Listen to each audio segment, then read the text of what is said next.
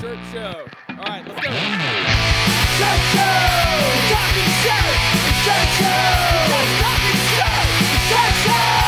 Talking shirt! Shirt show! Shirt, man!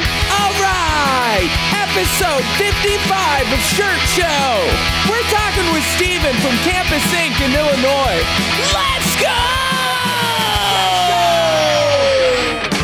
Howdy there. Hey there. I'm so sorry. I'm so sorry that this is happening and it's busy, but this is what we got to do. These are the sacrifices we make. They're not sacrifices, remember, they're investments. Right. You have sunshine on your shoulder. Yeah, it is that time of day. We do not normally record at 9:39 a.m., but It's fine. It looks good. Yeah. It looks like the Lord is patting you on the shoulder. exactly. So we didn't do our checks because we're morons. So let's get this going. You hear me? I heard you. And also, we're recording at work, which is, it feels funny. There's 22 other people in this building right now, not just me. Is JoJo right next to you? Yeah. JoJo, yell hi. Say Hello. Hey, Did you Joe. hear her? I heard her. Okay. She's really not having it today. I just asked her Started if singing. she can make like random loud noises or fart noises or something. Can you make a random noise for us? It's pretty good. Yeah. Every You once can in a just while. do give that us- throughout the show. That'd be great. High five right now. Me and Joe. Joanne. Yeah. Hey, can you come over here and high five me? Dylan's being weird. He's making all kinds of requests. Nice. Thank you. That was like a superstar high five, That was good. sort of. Superstar. Yeah, that was really good. You want to say hi to Dylan? Hey, Chad. Hey, guys. That's Chad. Can you give me a high five? Because Joanne, see what yours is like. Wait. That was so lame. It's like.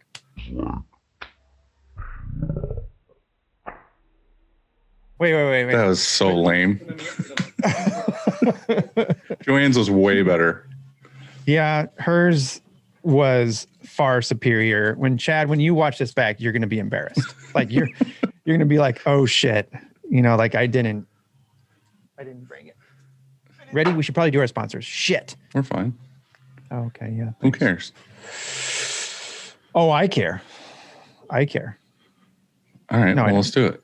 I don't really care. We can do the skip it speed. today. We could do the speed version. Let's skip it. Easy way. It's the easiest way. Monarch. The ink's really good. Frank. He makes great screens. No. That won't cut it. That will sell so much for them. Yeah, you forgot some of the most important parts, like ink better, print better, be better. Live Moss. Monarch. Mm-hmm. And then what about this? Wrapped up. Oh yeah. Shit. I can't forget that. So you can't fucking forget that. And so I Yeah, think speeding, let's just rewind this. Let's not rush this through. I'm not rushing. Here we go. You ready? I'm Mm-hmm. Russian. I'm half Russian. I could tell. Easy Way's line of eco-friendly chemicals will get the job done faster, more efficiently, and will cost you a fraction of the cost per. Screen. Yeah. I love Easy my way. part. Easy It's way. the easiest way. It is the easiest way.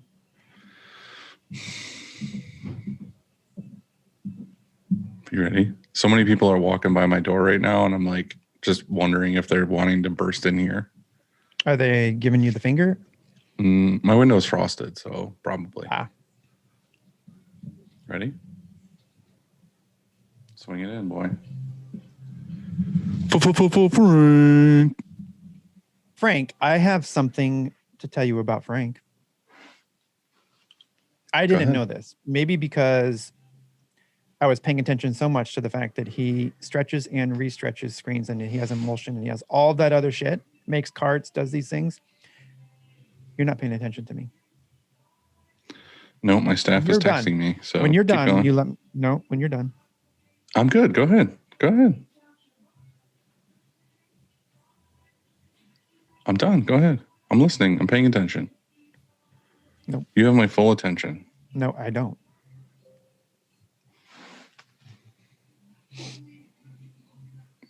tell your story. Okay, well, All right, I'm hold telling on a the story second. to you. All right. She wants to bring me in that shirt to look at. Okay, let's have a look. Why don't you have her show me? I'll let you know. Tell me your Frank story. Go ahead. When she gets here, we'll stop. Did you know Frank carries squeegee rubber?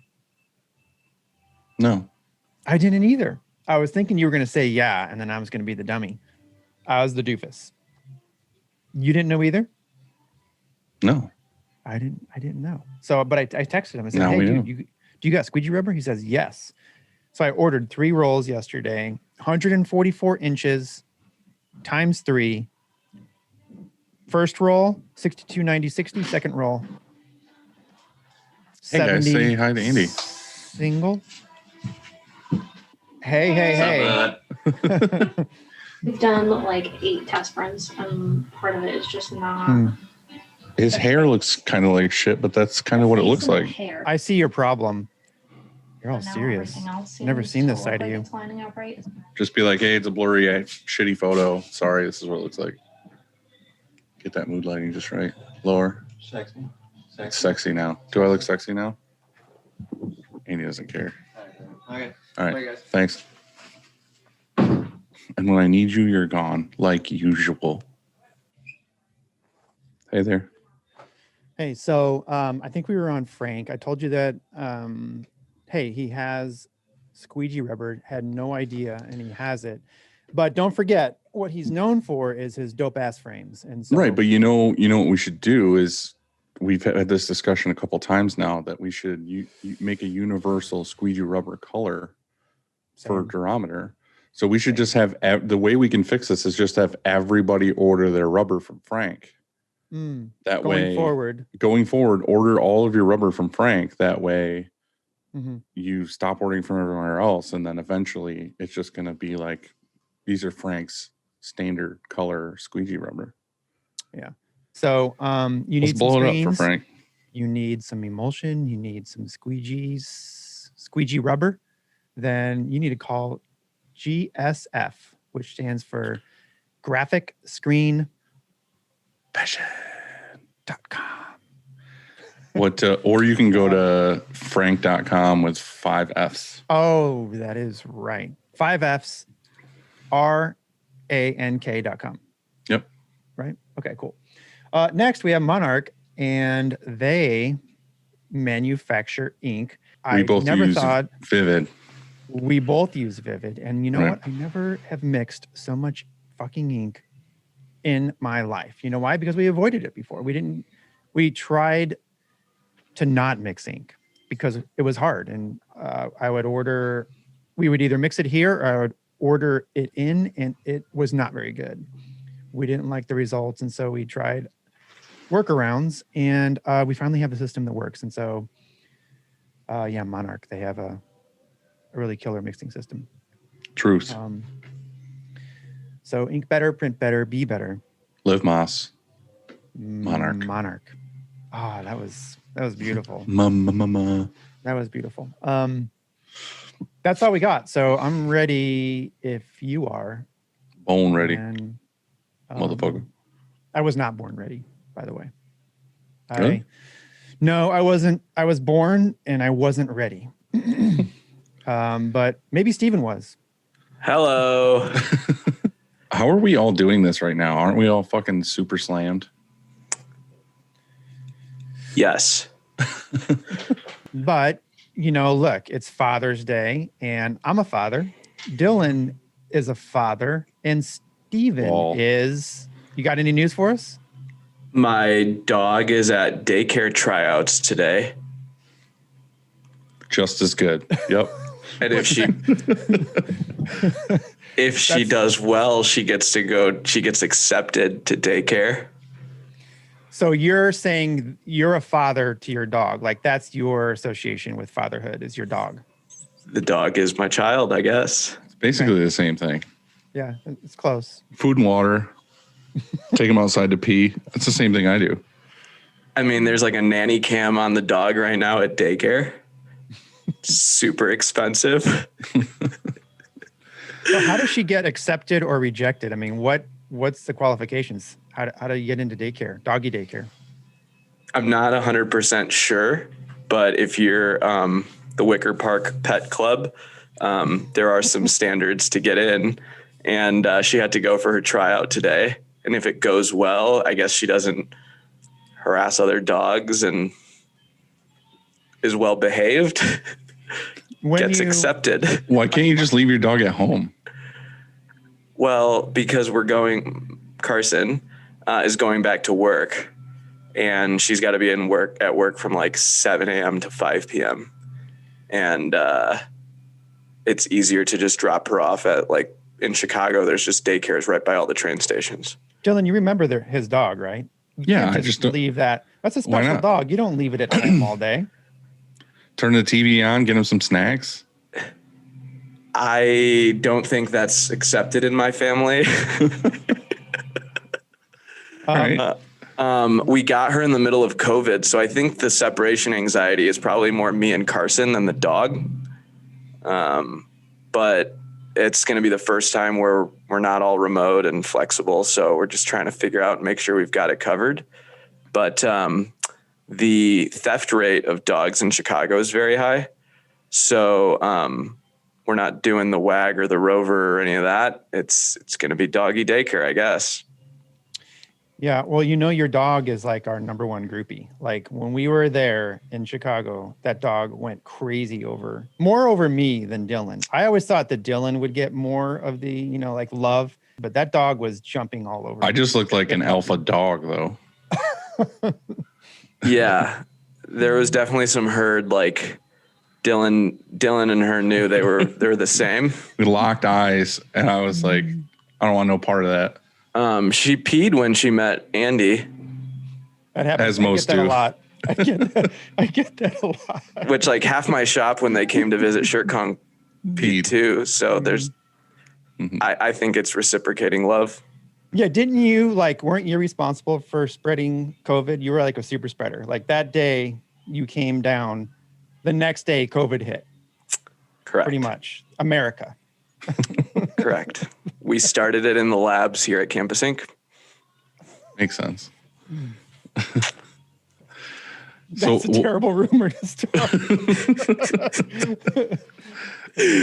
I feel like most of the people on the internet would believe it anyway, so let's just keep it going. There's no windows back there, so might be true. I don't know, but we took a shop field trip down to ShirtCon, and the next day everything closed down. It was the last thing we did. Sorry. Sorry, world. Yeah, it felt like you could feel it coming, there was news on the horizon, but that was it felt, I remembered when you came down because we all got barbecue and it was like this big group hangout and everything, and then everything changed. That was like our last fun, shop deal for like 6 months or something like that. Yeah. And then I had to tell all of them like 2 weeks later to go home for a month. Wow. They're back now. It's a bummer. Bummer town for sure. So you are a newlywed. A month and 3 days in. What's that life like? It's different. I'm trying to, not make, I was married to my business and now I'm married to my wife. So trying to balance that out a little bit, or more intentionally. But it's been pretty good so far. I think I got to go on a honeymoon, which is kind of cool. Where'd you go? We went to Bora Bora. We did it. So saved up Sparks miles and got to go chill for 10 days and came back. And did you guys have like a bunch of stuff planned, or was it just like, hey, let's just sit here and do nothing for 10 days? We went with no plans, knowing that you could do stuff there. But what's crazy is the time zone is much different, right? It's 8 hours behind us or 7 hours behind us. So we would wake up at like 6:30 in the morning. And because it's really close to the equator, the sun sets at like 6 p.m. And we would go to bed at 9 o'clock every night. We did that for 10 days and had no agenda and like go swimming, biking. That's like my favorite. Anytime we like to take a vacation or do anything, it's just to have no plans. Like I hate when everything's scheduled and it's not relaxing to be like, well, we have to be here at 10:30, but we have to be here at 4:00. It's like, dude, just like let me chill for like 10 days straight. Yeah. So no one really bothered me. Everyone was pretty respectful. Enjoyed it a ton. So yeah. And then I came back and now we're back to life. Mm-hmm. So did you guys go on honeymoons? I feel like every day is a honeymoon for you, Andy. Yep. Living the dream. Every day is a honeymoon. Did we go on a honeymoon? Uh-oh. Still on it. That was her answer. Yeah. Still on it. I got married and then the very next day got in a U-Haul and moved to Georgia. That's a honeymoon. The very next day, like tired, exhausted after the day, the next morning, got in a U-Haul and drove to Georgia. Road trip honeymoon. Yeah. It was super awesome. Mm-hmm. Well, so what's going on at Campus Inc. right now? Are you guys balls to the wall or what? We actually, we always get a little slowdown in the summer because everything's very much on the academic calendar. Yeah, that's all of crazy. Our, which is weird because I think the rest of the industry goes crazy. So when school's out, we get like a quick lull in May, and then things start picking up again, kind of like middle of June right now, and then it's a different kind of busy because we're not talking to as many people, kind of working on just like big back to school POs and stuff. But it's like the opportunity for us to kind of chill out a little bit. I could like pedal to the metal over the summer, but we don't because we all just graduated college. Well, the nice thing is I kind of look forward to that lull every year. Like ours is January, February. Like pretty much right after Thanksgiving, it starts to slow down and then it doesn't pick back up until March. So like we have like a slow, like month or 2 months of it being like, I mean, we're still doing stuff. We're still like working. It's just not like crazy. You know what I mean? It's not like every day, holy shit, let's get this stuff done. So I kind of look forward to that time to like do stuff around the shop that needs to get done or website edits and stuff like that I can't do when we're slammed. Yeah. It's good quiet time. What about you guys, Andy? When's your slow? Probably like a lot of other people, January for a month, it should actually starts at like Christmas Day and goes through February, early February. But we also experience a little slowdown around the 4th. So it's almost starting to happen. Right now we're experiencing is a lot of people are here on vacay. And so our team is, not what it should be. And in the production side, we're just missing one, but in the front, we're missing more and it hurts, like that's who's hurting right now is just people answering phones, helping customers at the counter, emails, we're struggling. So, but we have, and I encourage everybody like to take vacation right around now so that back to school comes, everybody's, like we're here. It's almost like a blackout date of August, September, October. We all need to be here. That's for sure. And but I have a question. So we have the 4th of July is on a Sunday. I'm pretty sure of this. And so it's a paid holiday. Last year it was on a Saturday and we took a vote and we put it to use that holiday on Black Friday. So like you got Thanksgiving paid and then we were closed on Friday. So you got Friday paid, Black Friday paid. So it was 2 days in a row paid. Do you, for like when it happens on a Sunday, a paid holiday, do you just pay it out? Shit, that was really loud. Do you pay it out or do you offer it on like a different week? You know what I mean? I think I usually pay it out, but you usually have to give the day off like after, right? So right, like, Monday.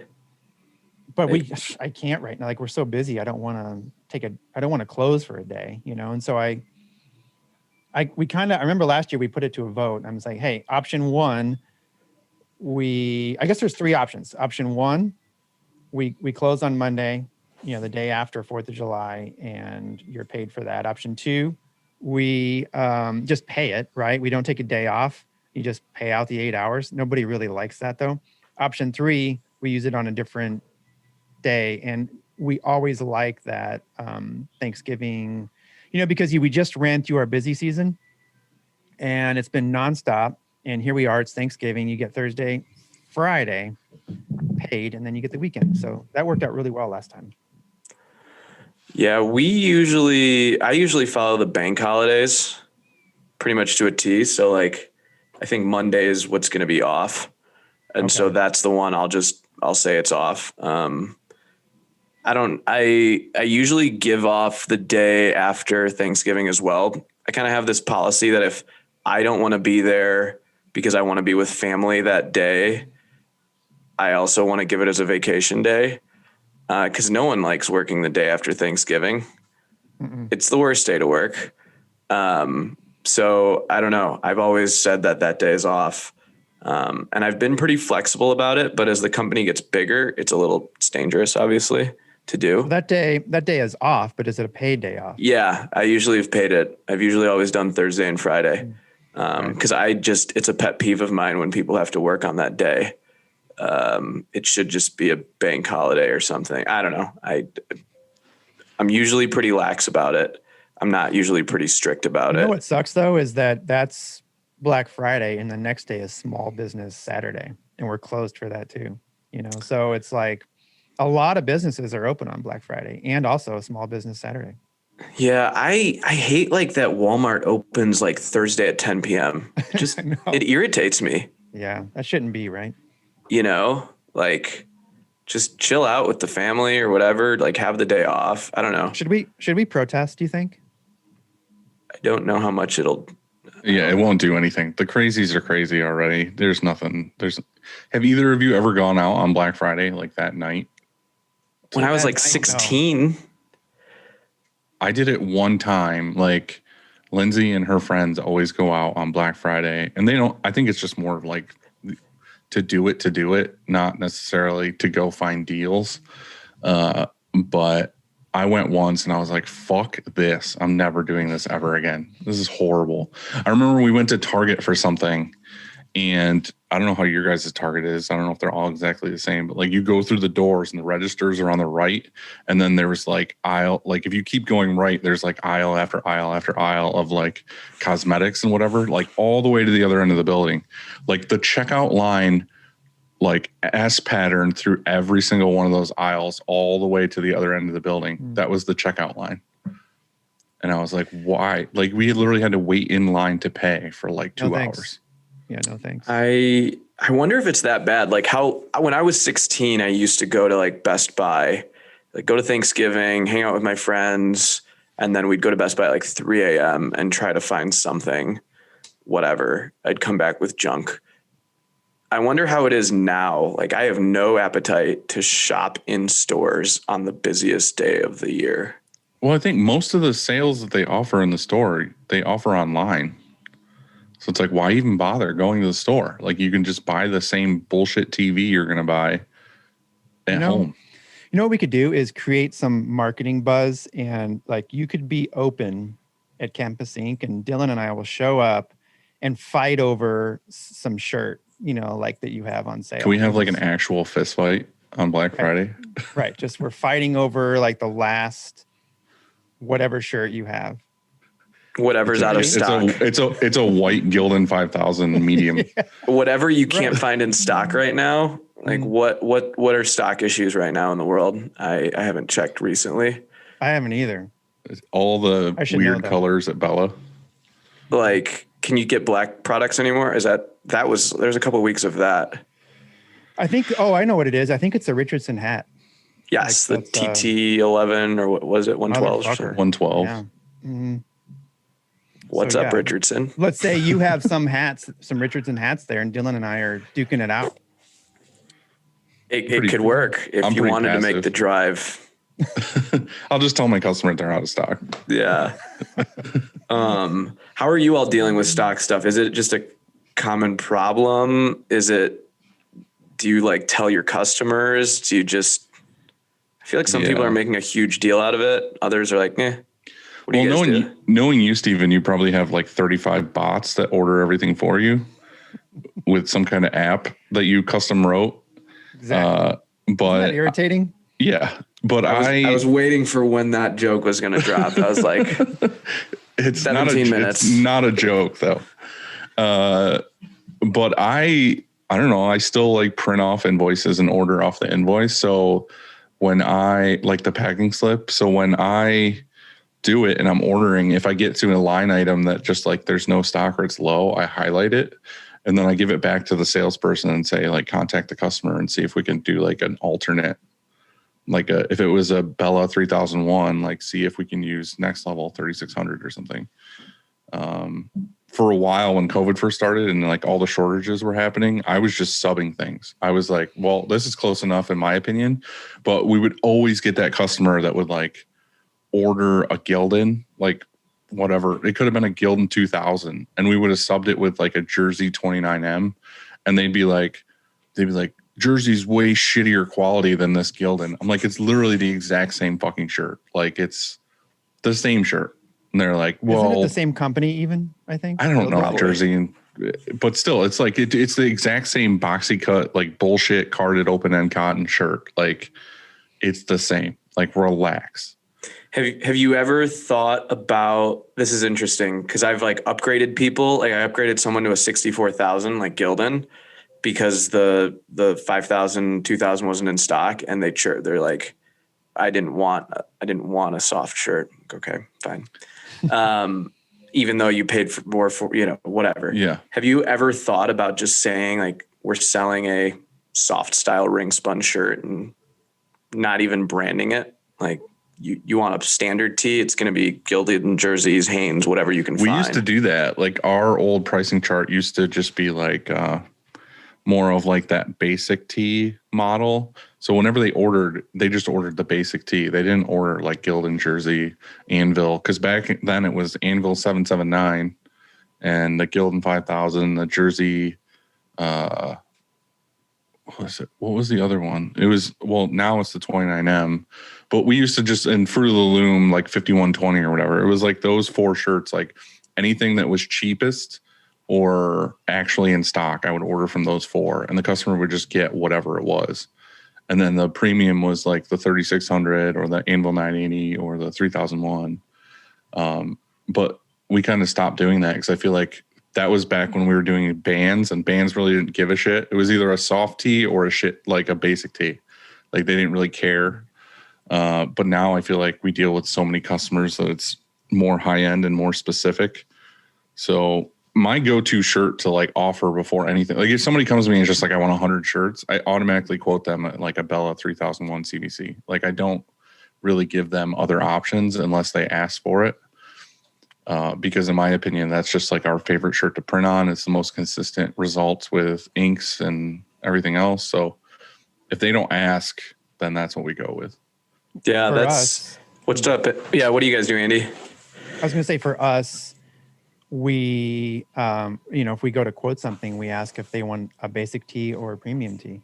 There's basically 2, so there's like what you just said, the basic tee of all those, the Gildan style tee or the upgraded Bella Canvas Next Level, those types. And so we just put it into 2 categories mainly. Comfort colors is its own thing, like the thicker, pigment dyed stuff. That's its own thing. But yeah, most people don't I want rarely offer comfort colors unless they specifically ask for it because it pills up on press a ton. It leaves a ton of lint on the pallets and they're a nightmare to retag. Like we basically had to put like if you use comfort colors, we're not relabeling them. Well, because you have to cut them out with like garden shears. Yeah, exactly. It's like a canvas bag tag. So yeah, we don't do a ton of them. We print on comfort colors is our top selling shirt during the school year. I was gonna say your market is probably pretty all heavy comfort colors. Yeah. But we don't, I mean, like you said, when someone calls in, I have a go-to shirt. Like I really love the Anvil 980. and they just discontinued it. Did they really? Yeah, like you can't get it in some color. It's it's a great shirt. We have a customer that orders a ton, and they exclusively order the 980, like 980 in black. Like I always order like hundreds of them for them. It's got a great price point. Everyone likes it at the shop. And I think it's no different than a 64,000. I think they're identical. We really like that too. But I think what goes to show is like whatever your shop figures out as their favorite shirt. I think that's why like reps are actually really important to like put product in the shop's hands. Because like we just started selling District, and we've been able to get District for years. It's a great shirt, but I don't wear it personally. I've never dealt with it. We were only starting to buy it when All Made, was shorting out a little bit. And it just goes to show, like you just said, 3001. Why isn't Next Level your go-to shirt? I could tell you the reasons, but it's going to be a bash fest. Well, I could tell you about that as well, because I had to take a plane to Compton for a weekend because of the same reasons, to pick up masks in a duffel bag. Yeah. We don't have to go there.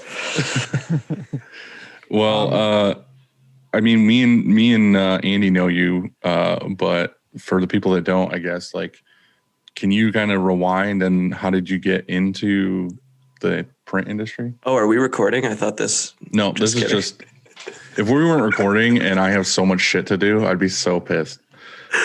I'm Steven. I like apps. Like appetizers at Applebee's? I like appetizers. I'm Steven. I like apps. What more do you need to know? I'm Steven. I own Campus Ink Printing. I got into printing because of e-commerce. Essentially started a couple brands on my college campus for St. Patrick's Day, sold a bunch of it, went to the local shop to print for me. They would give me everything, and then I would distribute it. And then I got to know the owners there, who were two older gentlemen, and the shop was a tiny little, like 2,000 square foot. They ran Lawson Troopers on a second floor. And I don't know why I decided to say, would you sell me your shop? And they said, yes. And so you were just doing enough stuff that you decided, like, hey, you guys might be willing to sell me your shop. I was in college, and I hated like my degree, and I didn't really like school, and I really liked sales. And so I was like, what am I going to do after college? This t-shirt thing is cool. Why don't I just like message these guys and see if they'll let me buy into their company? And then they said, yeah, we'd love to. And that's kind of how it all unfolded. So I was in my senior year of college, like just talking to them a bunch, learning a bunch of stuff. And then the day I graduated, I started there. And yeah, more about how that went down. Like you emailed them and said, I'd like to buy in, and they said yes. I mean, was the timing just perfect or something? I mean, why was it okay? Why did they want to partner? Well, they needed fresh blood. I think is interesting that they're old enough to be my dads basically. And they didn't have an exit strategy. And they were stuck in the day-to-day every single day, running like a good small print shop, no technology whatsoever, barely had a website, none of that stuff. But they were housed literally on our university's campus.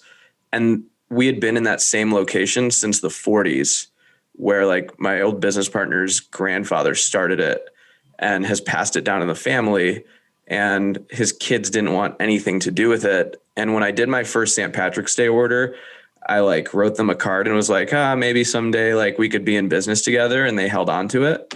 And it would just keep coming up as like, oh, this is our retirement. You could help us retire. And one day I said, like, are you guys actually serious about it? And my business partner now, Jed, he kind of has gambled on, some other companies with younger people and said, let's try it out. So they wrote up a plan and said, okay, for the first year, this is how it'll work. Here's how we're going to do everything, and we'll take it 1 year at a time.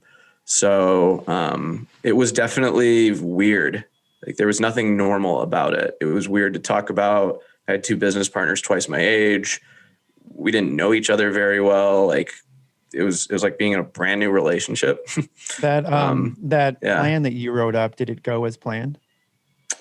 We wrote up a 5-year deal because I didn't have money to buy into this business. Like, I didn't have any money. Right. I didn't know anything about printing.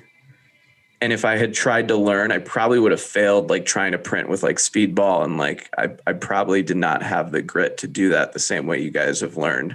Right. But you had ambition and smarts. Like, that's more what they were looking for. Yeah. They're like, okay, sales and marketing, he can do that. Website, that could be cool. And so we wrote out a plan to like buy into it. The business would help pay it off. And after 5 years, we were like, what are we going to do? And that was basically last year. And we did buy out one of the partners. So it did go as planned. There have been some road bumps along the way and growing pains, but with anything, like, nothing's going to be just like coasting the whole time. So, yeah. So what happened, like, when you came in? Like, what was your first?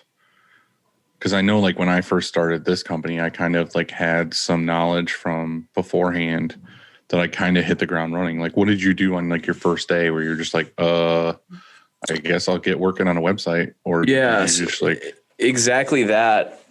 I think at the time, they expected me to be in there from 9 to 5, like every day, as they didn't have a secretary or someone at the front. So that was me. I just like answered phones and just worked on my computer and would just like try to figure out how many different Gmails and iCloud accounts they had set up. Try to figure out like an email system, like literally the elementary steps of starting a business. They had no digital presence. Their Facebook page was parsed. There was nothing there. So literally it was just like, okay, can we start a Facebook page? Can we start a website? And then starting to deal with online stores. And so that was actually the first thing that I just focused on primarily was online stores, because they had a bunch of customers that were local and they'd always asked for online stores and they were, always saying no. So my first job was like figuring out how to do online stores for customers. And basically being a secretary, delivery person, stacker, folder. I couldn't print, and it was almost like a laughing stock a little bit. It was like, Steven, stay away from the ink kind of thing. We'll handle that. Which wasn't the best learning environment. Like, the environment it's not a healthy environment. Let's just put it that way. And so I just kind of stuck to my computer doing all the like tech things that they expected me to do and hacked my way through the first year. But it was ugly. It was not pretty.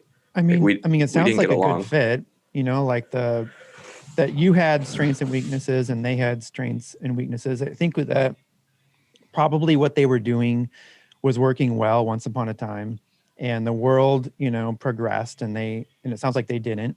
And here you are you came along and you had all of that to offer.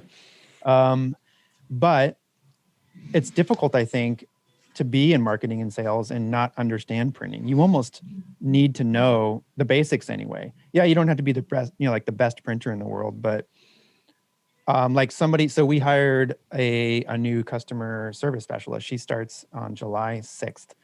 Really stoked about it. But when she comes here, like, her day one isn't going to be helping customers. It's going to be learning. It's going to probably be at the dryer. That's the first spot, you just start at, and you start to learn. There's a lot of action at the end of the dryer, from approvals to, the shirts are coming off, done. There's mistakes, all kinds of stuff. And you learn a whole bunch right there. Yeah.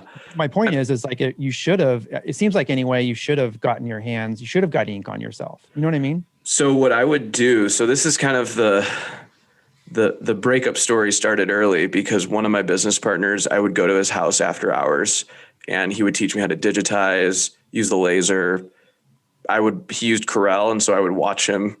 And I was using Photoshop at the time, like a 23-year-old, thinking I knew what I was doing. And so he would just sit next to me and be like, nope, this is a vector. This is how we're going to print out film, until like I would go over to his house a couple times a week and we would just work on artwork. That's it. And how to sep and trap and do all that stuff. But if I wanted to print, I felt like I was a disruption in the shop. So I would go print after hours and I would just like make a mess, and they would be like, oh, Steven was printing last night. Or it looked like a bloodbath or something. And to your point, until I like pulled ink and loaded and unloaded and did all that stuff, I knew nothing.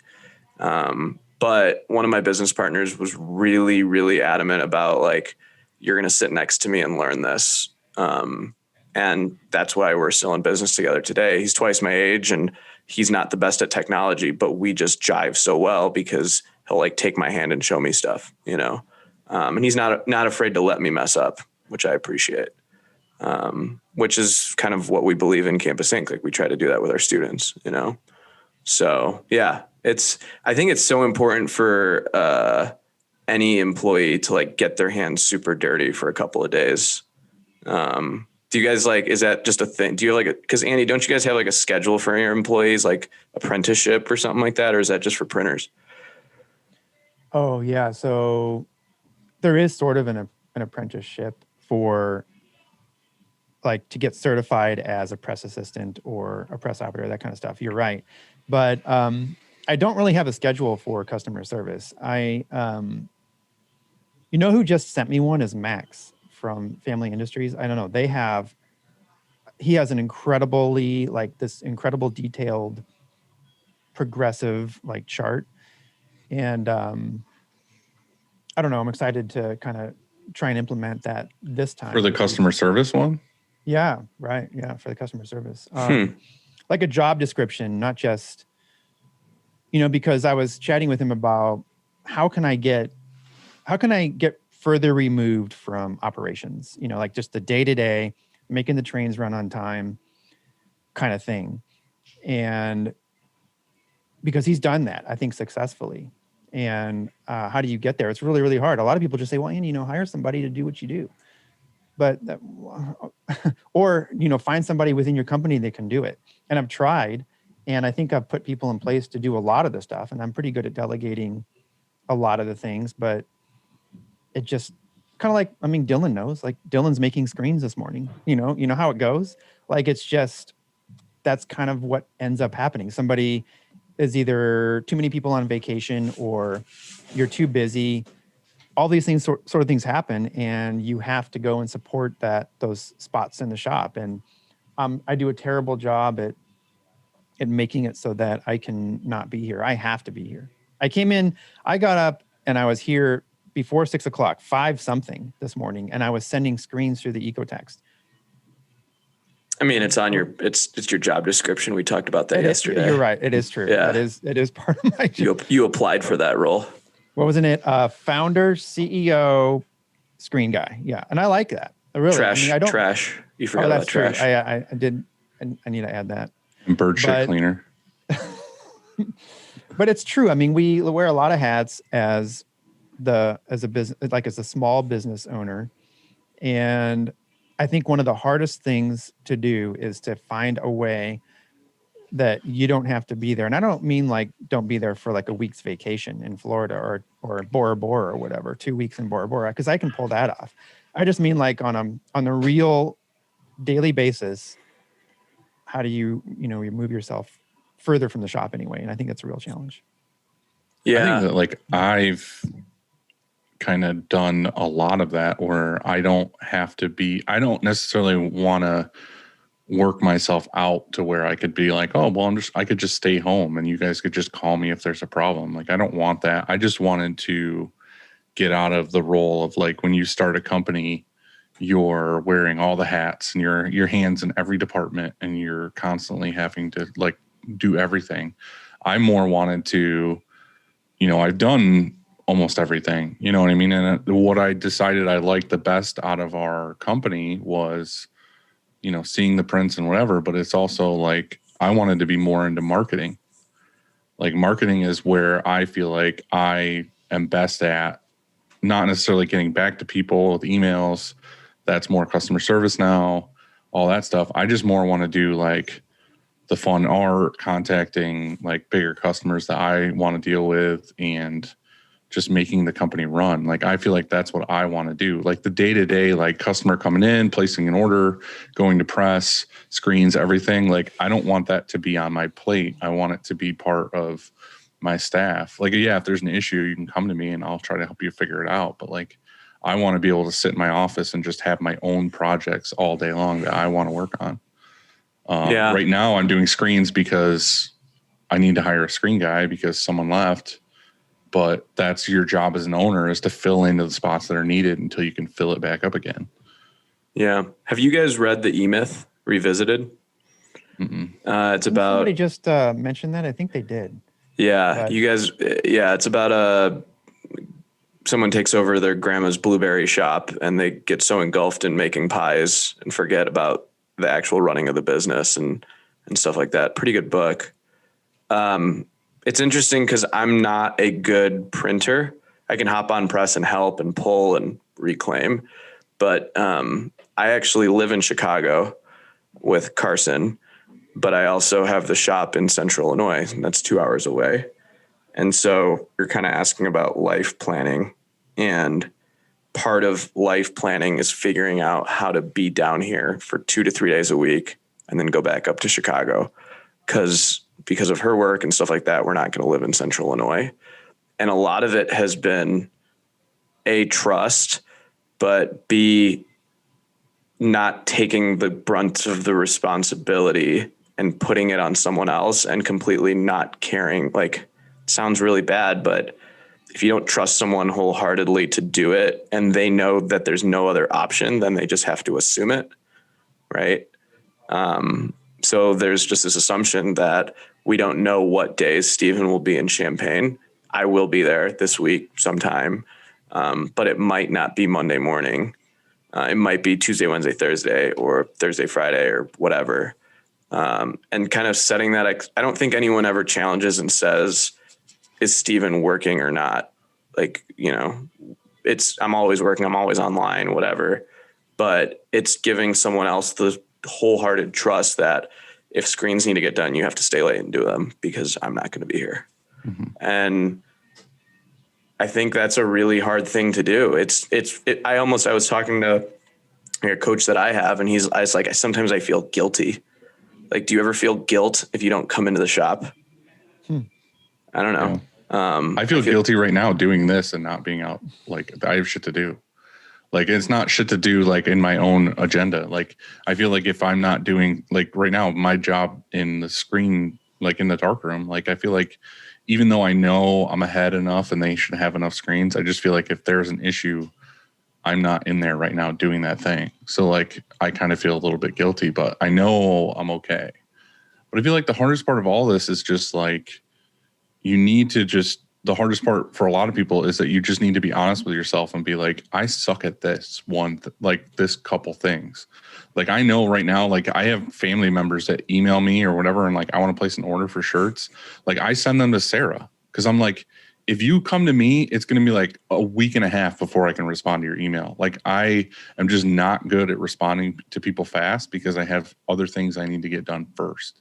So, like, that's not my strong suit. I deal so I with just a need lot to of be that honest. too. I think that, like, some people really want to talk to me, you know, like maybe I worked on their account in 2014 or something, and they know me and they want to, you know, they want to deal with me, or they call here and they ask for me. And when I can't even really get them the best answer, you know, or even the quickest answer. And so at the same time, just to pawn them off on somebody else, I feel like kind of a piece of shit. And so I want to say hi and say, you know, yeah, how's it going? But what did you think? I'm getting notes under my door. What does it say? Hold on, I'm gonna have to get it. This is why. Is it a funny drawing? It's a picture. That's awesome. Notes under your door. It's Nicolas Cage is a pickle, and it says Pickles Cage. That's what I'm getting right now. Well, at least everything's fine. I mean, at least it's a joke. Yeah, they're in a good mood. Mm-hmm. I don't know what I was saying, but it doesn't matter. Here is my next point, though, and that is, I think, Stephen, you have probably, from a distance anyway, it feels like you figured it out. And I always see these posts and there's 1,000 interns, and I'm thinking to myself, where are my fucking interns? I need interns. And so is that how you do it? You just And do you pay your interns anything? Yes. So our business model is very much in the collegiate space because that is where I came from. And we teach students how to design t-shirts and sell merch. That's our business model. And I'll get hit up from like shops being like, I want to do that too. We have like engineers working on it. We have a whole team that you guys have met that just work with these students. And there's a lot of them and they generate a ton of business, but it's like a full-time thing. So we're on, I want to say like 30 campuses across the country. And, like 50% of my time. So we talk about like, what do I love to do? I love teaching sales and design to our students. And kind of building a product that they can then take and sell and scale and all that stuff. So that is our bread and butter. And that's why we're so reliant on merch stores and all that. But there's also a lot of like issue that comes up with that while you're trusting a 19-year-old to sell Campus Inc.'s brand on your campus when that 19-year-old has other priorities. But we do leverage students like heavily and we pay them really well because I think there's a lot of talent there. And, but it's a huge investment. Like it's not just like flip a switch and now you've got interns. No, like the interns. So we call them student designers and they compete for the summer internship in Chicago. And that's where we bring 8 of them, pay them to live in Chicago for the summer and they get to work in our office and have a cool experience. But they are required to work on really hard tasks. It's not like just all fun and games. Like, can you make content for the next 26 weeks? Can you make 50 TikToks? Can you prospect every high school in the state of Illinois? Things like that, that are like tangible activities that the business actually needs. So I came from doing that in college. So I've just kind of replicated it a little bit, but by no means do we have it figured out. It's just, it's a moving shit show all the time. So the ones that aren't in Chicago that are like at other campuses, are they just essentially kind of like outside sales reps? 100%. So are they just basically doing the basic version of like what we do? And they're just like, if you need shirts, like go to Susan. You know what I mean? That's it. Just really it? That's it. Is how do we turn them into just shirt people for their networks, right? So on a college campus, a student is pretty engaged in different events and activities in the Greek system, and there's shirts everywhere. So we teach them the basics of design. I pay for all of their Adobe Illustrator subscriptions if they don't get it for free. And then they go through a ton of basic Adobe training. We pay Draplin to do like a seminar with them so that they can understand the fundamentals of how to take a logo and put it on a left chest and move things around. And you get students that are better and worse, but they will basically bring us orders and then we just have to carry them across, like the finish line. So we kind of talked about this already, but we were talking about how like if we were to hire our own customer service person in the shop, that we would try to give them some shop training on like inks and like what's doable and what prints work better on this and that. Like, are you kind of doing something like that with them too? Like, yeah. here's a crash course in screen printing. So they watch a bunch of videos. They basically have like 6 weeks of training. You could probably do it in 2 days, but they've got 6 weeks of training and there's basically homework and they have to watch videos. And so like the first rule they learn is screen equals color. One color is a screen and screens equal more money. And it's easier to print on lights than darks. So they watch like a video and the first question will ask them, like, what's easier to print, white or black ink? And then we'll go into embroidery and we'll say like, what's the smallest lettering you can do in embroidery? Because that's just a huge problem. And, is this logo too complicated to embroider? So when they get hit up with questions, they can at least deflect a little bit. So we give them a crash course and they'll all get to put in a sample order and they'll get to DTG a shirt we'll ship to them. So they feel like they're armed. But then they just start hitting us up with leads and opportunities and we're basically helping them tee it up. And a student will probably have to do a dozen orders until they can do one on their own. But once you can activate them, we've had students do like 100K in sales in a year Like some of these students just go nuts. You know, they find an Steven. itch and what's up? All right, two things. One, tell the truth. You train them just to log into Custom Ink on their t-shirt designer and they design the shirt there, correct? That's the first. No, That's the first thing we caught you in a no, lie. they learn pen tool. They learn pen tool, Okay. not trace. Okay. And then what's your second question? Oh, my second question would be, do you pay them commission only? So like you're only paying them when they build a store and the store sells. Is that Correct. Is that the way it goes? Okay. You make money when you sell. That's So it. how many of these students do you go through all the training and figure out, and then they're just duds and they don't sell shit? I bet you our attrition is, so we call that like attrition. And so I think we say like a student is successful if they can do 3 orders in their first 12 weeks. And I bet you we're 85 to 90% successful, meaning like we try to screen them. We get a ton of applications because every kid is like, I want to sell shirts. I want to sell shirts. How do they So we find you? do a lot of just network marketing, just a ton of marketing. Our students hire like their friends, their networks. They all know each other. We'll do like a referral bonus.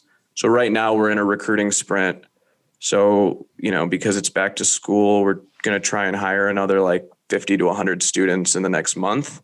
And I'll do like $50 referral bonuses and we'll just get a huge applicant pool and then we'll weed them out and find the ones we like the best. Is there like so a it's not hierarchy deal going on? Like who manages those 50 students? You know what I mean? Like who do they report to? Yeah. So for the first 4 years, it was me. And I basically got it to like 30, 40 students. And then Adam, who you met, who's now in business with us, he helped me manage like another batch of them. And then this last year, because of COVID, we hired 3 previous students that had worked for us worked for us in college, then went out in the real world, and I brought them back. And so the 3 of them now manage basically all of our students, and that's all they focus on. This is going to sound horrible, but it sounds like you could basically just study how drug cartels work. Correct. Like they're there and then they have to spread it all over the place. And this is the boss here. And then these are the people below him. It's like a pyramid, but without the Right. scheme. No scheme, just pyramid. It doesn't like, it's not a multi-level. It's not like Amway or like Cutco or what's the other No, ones? I'm not knocking anything. It sounds awesome. It sounds like it works for you and it's a great plan and you should keep doing it. And it's I want cool. it. Like it sounds Right. I'm like just that. saying that like the way you're saying it structures just sounds like you're the crime lord. Correct. And then you've got all the people below you. And It's kind of like the way how, it is. yeah, most sales organizations run. Right. We just start with college students. I think the difference is there's not a huge risk. Like if you hire on a student and it doesn't work out, it's not the end of the world. Right. Like you don't have to cut their legs off or anything. Yeah, like, you know, it's not the end of the world. You don't have to cut their legs off. Yeah. This but- is the whole thing is like a front and he's laundering money. Like Right. Yeah. there's no shirt sales going on here. Oh boy. So, but then what's Not cool- only did Steven start COVID, he's a fucking crime lord. Jeez. Oh boy. Well, no, in Ozark, the guy did come from Chicago, Right. right? So I have This is not written moved. about Steven. I have not moved down that far south yet. yeah, come on down. But no, they make good money. We pay them well. They make like almost 10% commission on their jobs. And they get to make, we like to say they'll make more money than they will working in the library.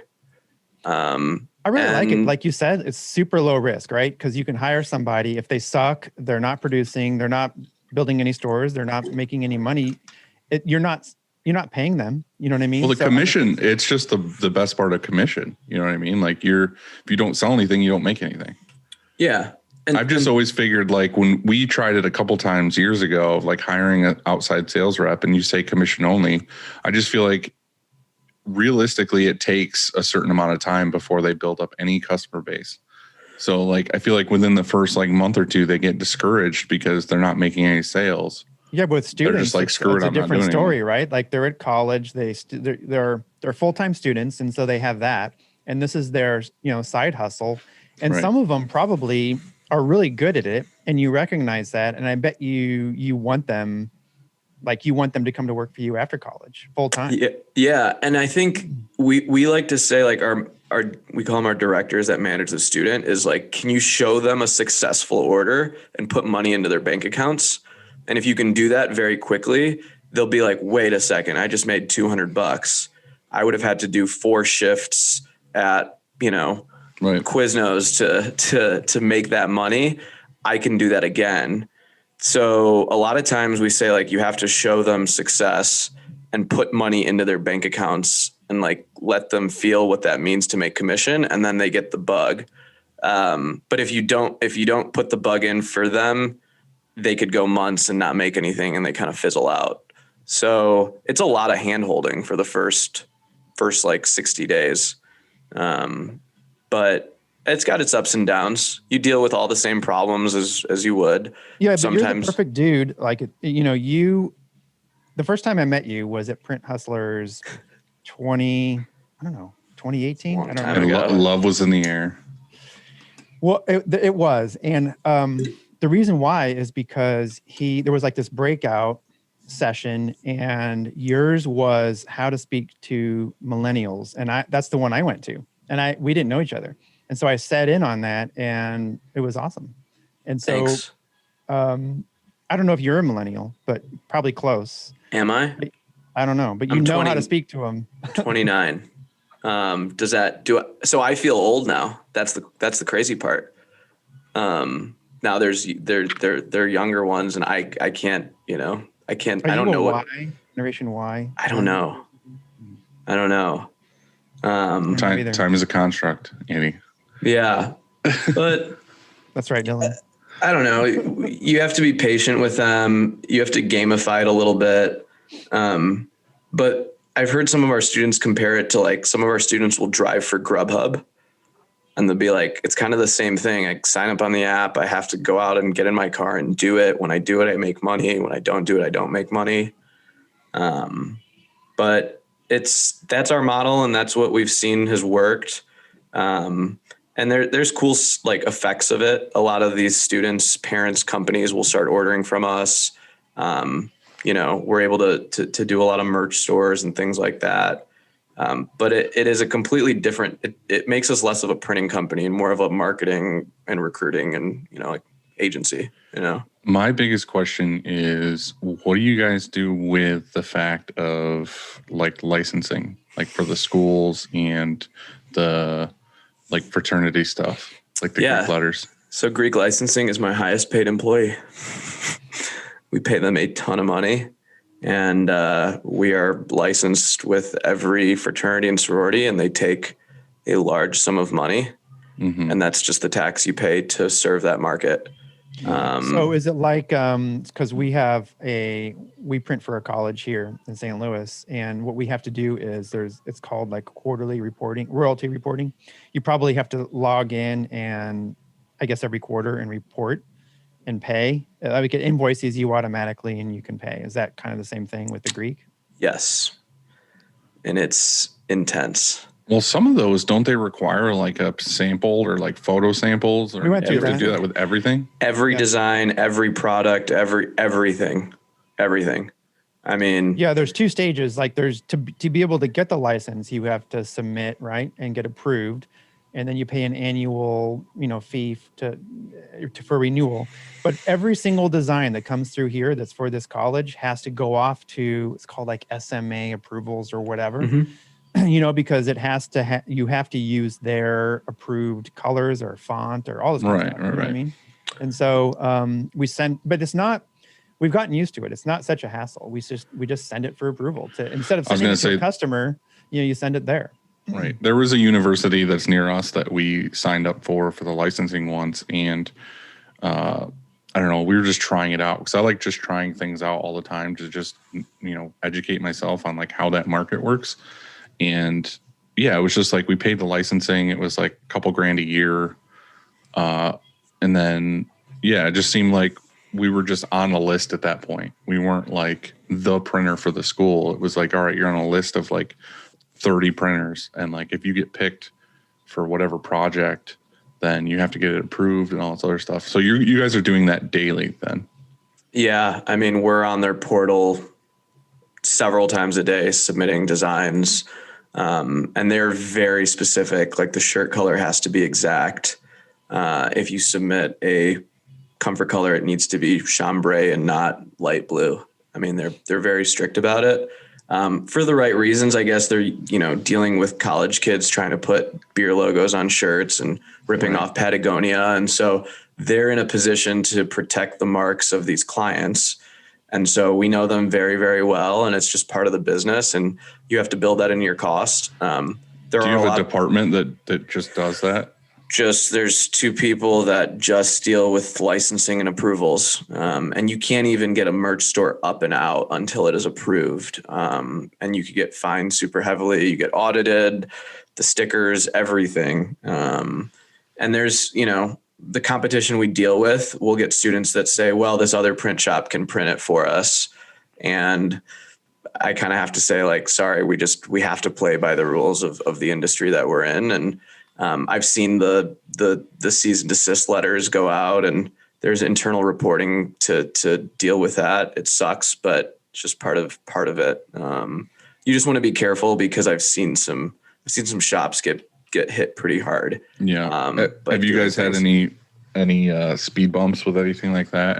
Any rejections or been hit with things? Oh yeah. I mean, we'll get designs rejected every day, and it might be the weirdest thing, right? Like, it might be, like Kanye always has like the Yeezy like strikes down like the side of font, and a sorority, will say we do not associate with the Yeezy brand, just for like taking a font and pulling down like a side of it. And so when that happens, you just got to take it down and be responsible about it. The bigger like we are, the more legit we have to become and learn about that stuff. And it's just like, it sucks, but it's all just education over and over and over again. And the kids hate it because they're like, this sucks. Like, we want to do that. Like, sorry, what are you going to do about it? It's the same as like CLC for collegiate licensing. They're pretty strict as well. Just part of the game you play in. Now, do you go back to that student or whatever and say, well, we can do it, we just need to change this and change that, and then resubmit it? Yeah, usually if it's drinking related, we say like no brand or letters can be on it whatsoever. And that's just a common rule, right? So we're pretty good at seeing stuff now and being like, nope, we're not even going to do it. We're not going to touch it. And I mean, the more PC the world is getting now, the less we're getting tested. But a couple of years ago, we would get some like interesting things and have to kind of fight through it. And there's people you just say like, sorry, I'm not going to do it. Whatever. We're just not going to do it. It's not worth the repercussions of it. And we've started to create relationships with the national brands that have put us on the top of their list. And the last thing you want to do is piss them off either. Right. So I don't know. It sucks. Well, Stephen, you are no doubt in my mind the king of software and apps. And so, and just so you know, that's not a knock in any way. That's like us being like, fuck, he's smarter than us. I like apps. Whenever I have automation or an integration or any sort of software, IT, whatever, I always know that I can call you. No, I can't call you. You like texting better. I like FaceTiming.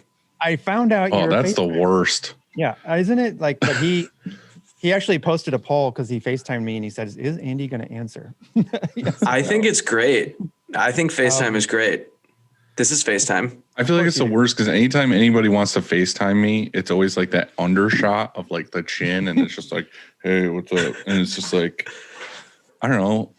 That's okay. I'm that guy too. Like I'll talk on the phone when I have something I need done and I need a quick answer from somebody.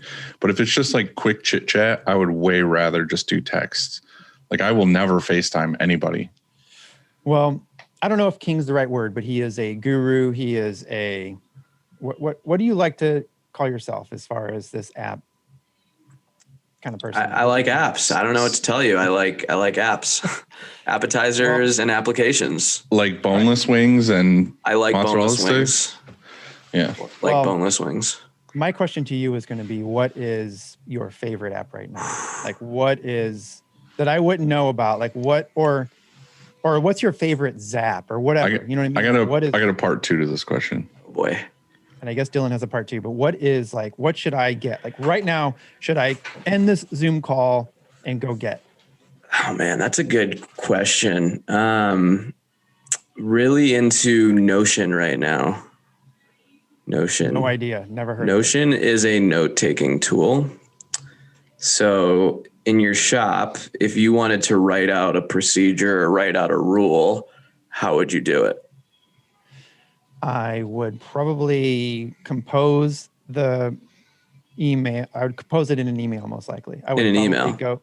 Yeah, I wouldn't go to like Word or anything. I would just, because I'm just so familiar with, and it's always open, I would just start writing an email and I would copy and paste that into however I wanted to send it to or whatever. So I'd probably start it in an email. That's the place to do it, right? Dylan, what would you do besides a notepad? I email myself. Felt? I email myself notes every single day. Okay. I do Like too. anytime something pops into my head and I'm like, oh shit, that's a good idea, or I should do that. Even if it's like I wake up in the middle of the night, I just pop open my email app, email myself, and then it's in my inbox. Dylan, we are one. We are one. This is what I We do. are one. If I'm out on a walk or if I'm in my car or whatever, and I remember, oh shit, I need to do this tomorrow, I'll get my phone out, email myself what that thing is. Right. And so I shouldn't be doing that. Apparently I should be using Notion. Right. So I'm kind of hybrid. I use my phone notes a lot. I just start writing. I use that all the time for just random things, whatever. But in the company, we would always use Google Docs. You just start writing a Google Doc, and I don't know about you, but my Google Docs is all over the place. Like it's really, you'll share something, be like, how do I find what was shared with me? And if it's not nested very well, the hierarchy is extremely hard to learn. Like someone can't just hop into my Google Doc. So Notion actually is a note-taking tool, but it kind of gives the Wikipedia feel where it allows you to nest things and you can have your own little note space and you can have shared notes. And what's cool is you can insert calendars in there and to-do lists and checklists. And so all the shop rules are in a Notion board. And if someone wants to add to it, they can go and amend it, or they might not be allowed to amend it. But I also have my own little notes at the bottom. There's a free version if you want to add people to it. I think it costs $9 a person a month, but it's cool because it uses a lot of emojis and just very simple note-taking tools like bullet points and things like that. But it keeps everything very organized. So it's called Steven's Initiatives. And when I think of a project that I need to do, I'll just start a new page and I've got my 10 initiatives. And every time I go back to it, I'll just keep going on there. Or I did my honeymoon itinerary on there kind of thing, or things like that. So I've gotten the whole company adopted to Notion, and there's a lot of tech guys that I follow, that are startup people, and they've been on it for a very long time and have said there's nothing like it. And so we adopted it in January, and it's cool to see people do their own thing with it. There's templates and things like that. So our goal actually right now is to centralize everything at Campus Inc. I think we had too many apps and too many point solutions. And that actually is a problem as you grow a company, because you're teaching someone how to use Monday and someone how to use Outlook and someone how to use Printavo and Inksoft and all that. And so we're trying to actually bring it all together now. I think we've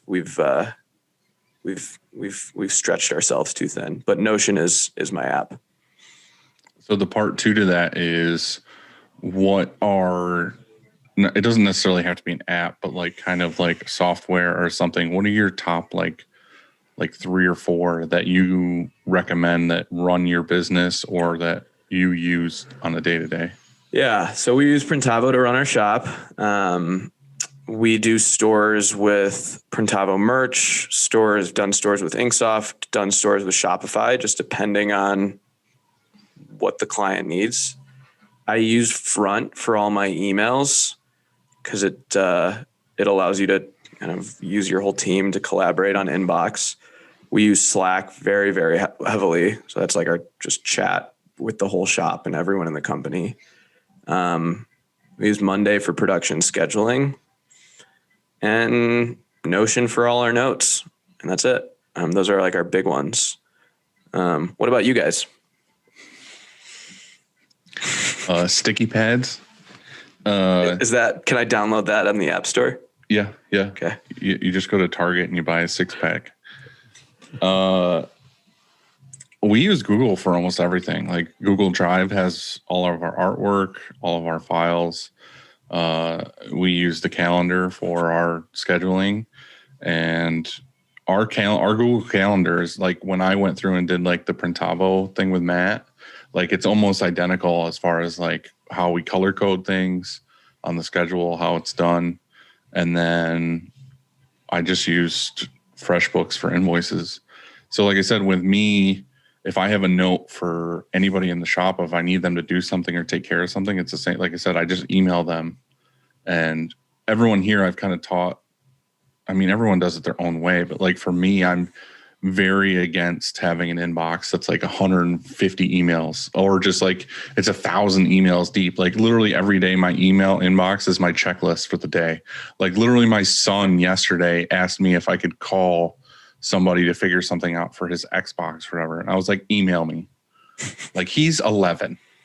And I was like, email me because that's how it's going to get done, because it's going to go in my queue of like things I need to get done and do. So everybody here, it's the same. Like if I need them to do something, it's like I email them, and then that's their daily checklist, is to like go through and respond to customers from bottom to top. You know, get to the person who emailed you first, not the person who emailed you 5 minutes ago. Just go bottom to top through email every day.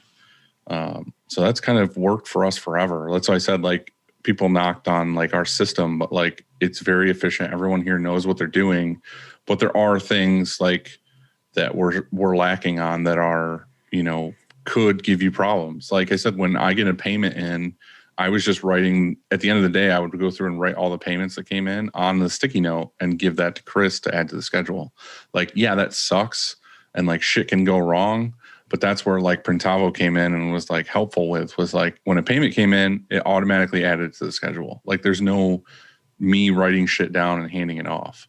So like that and shipping and just like the texting customers to get payments, like those 3 or 4 things alone is what made me want to consider using a software. So I'm very in the camp of like, if it ain't broke, don't fix it. But like, I did see that I was like using dated ways of doing things. Do you guys chat on like Hangouts, or like do you just not, no one talks, just silence? Usually, honestly, like if any of us have an issue with anything or need to figure something out, we just like I go out of my office and I go talk to Sarah. I think for now though, like that works for you, but I think that would never work here. And so that's why we use something like what Steven said. You said you use Front. We use Missive. So Missive is are you familiar with Missive? I think you told me about it. Well, it's just like Front. It's on top of Outlook basically, but it has like a Slack built into it. And so, you know, that's where we chat. That's where if I receive an email and I want somebody else to look at this email, I can just tag them and they can look at it. They can, in fact, I can reply and start typing. They could jump in and edit whatever I'm typing if I want them to. And we can, you know, go over this email together, and the customer never sees that, like on the side, that chat that's happening or the chat about the email or whatever, they just never see it. And so our shop completely abandoned Slack, and we just all talk in Missive, and we all, instead of forwarding. But what are you guys really talking about though? Like what's so important that you can't just like get up and go talk to the girl next to you and be like, hey. Well, I can do that. You're right. But the problem with that is we're all spread out and there's too many now. And also I want to have stuff archived, or I want to be able to just go faster. What if I'm at home? What if I'm on my phone? I have Missive on my phone, like it's just all there in the cloud. And so if somebody can actually work from home, somebody could be gone at the dentist and something huge comes up, well, they can chat about it with us. You know what I mean? So, I mean, I think get that it. You're right. That It makes you can sense. get up, and I do like getting up, and sometimes I still do that. Look, I get up and I'll go to Bethany's computer or whatever, and I'll look at her art that she has there just because I want to stretch my legs. But sometimes I don't. Sometimes I just want to tag her in something I'm looking at, and then tag somebody else, and then tag somebody. I can tag three people, and we can all talk about it. It's not just one person. And so it's just funny to me. Like, I totally get it. It makes a lot of sense, but it's funny. Like, me and Chris kind of like jokingly did that with like Google Chats or whatever before. Like, literally when our old office was that open room and our desks were like in a U right next to each other, I was literally 3 feet from him. I would send him a text or send him a Google thing about work.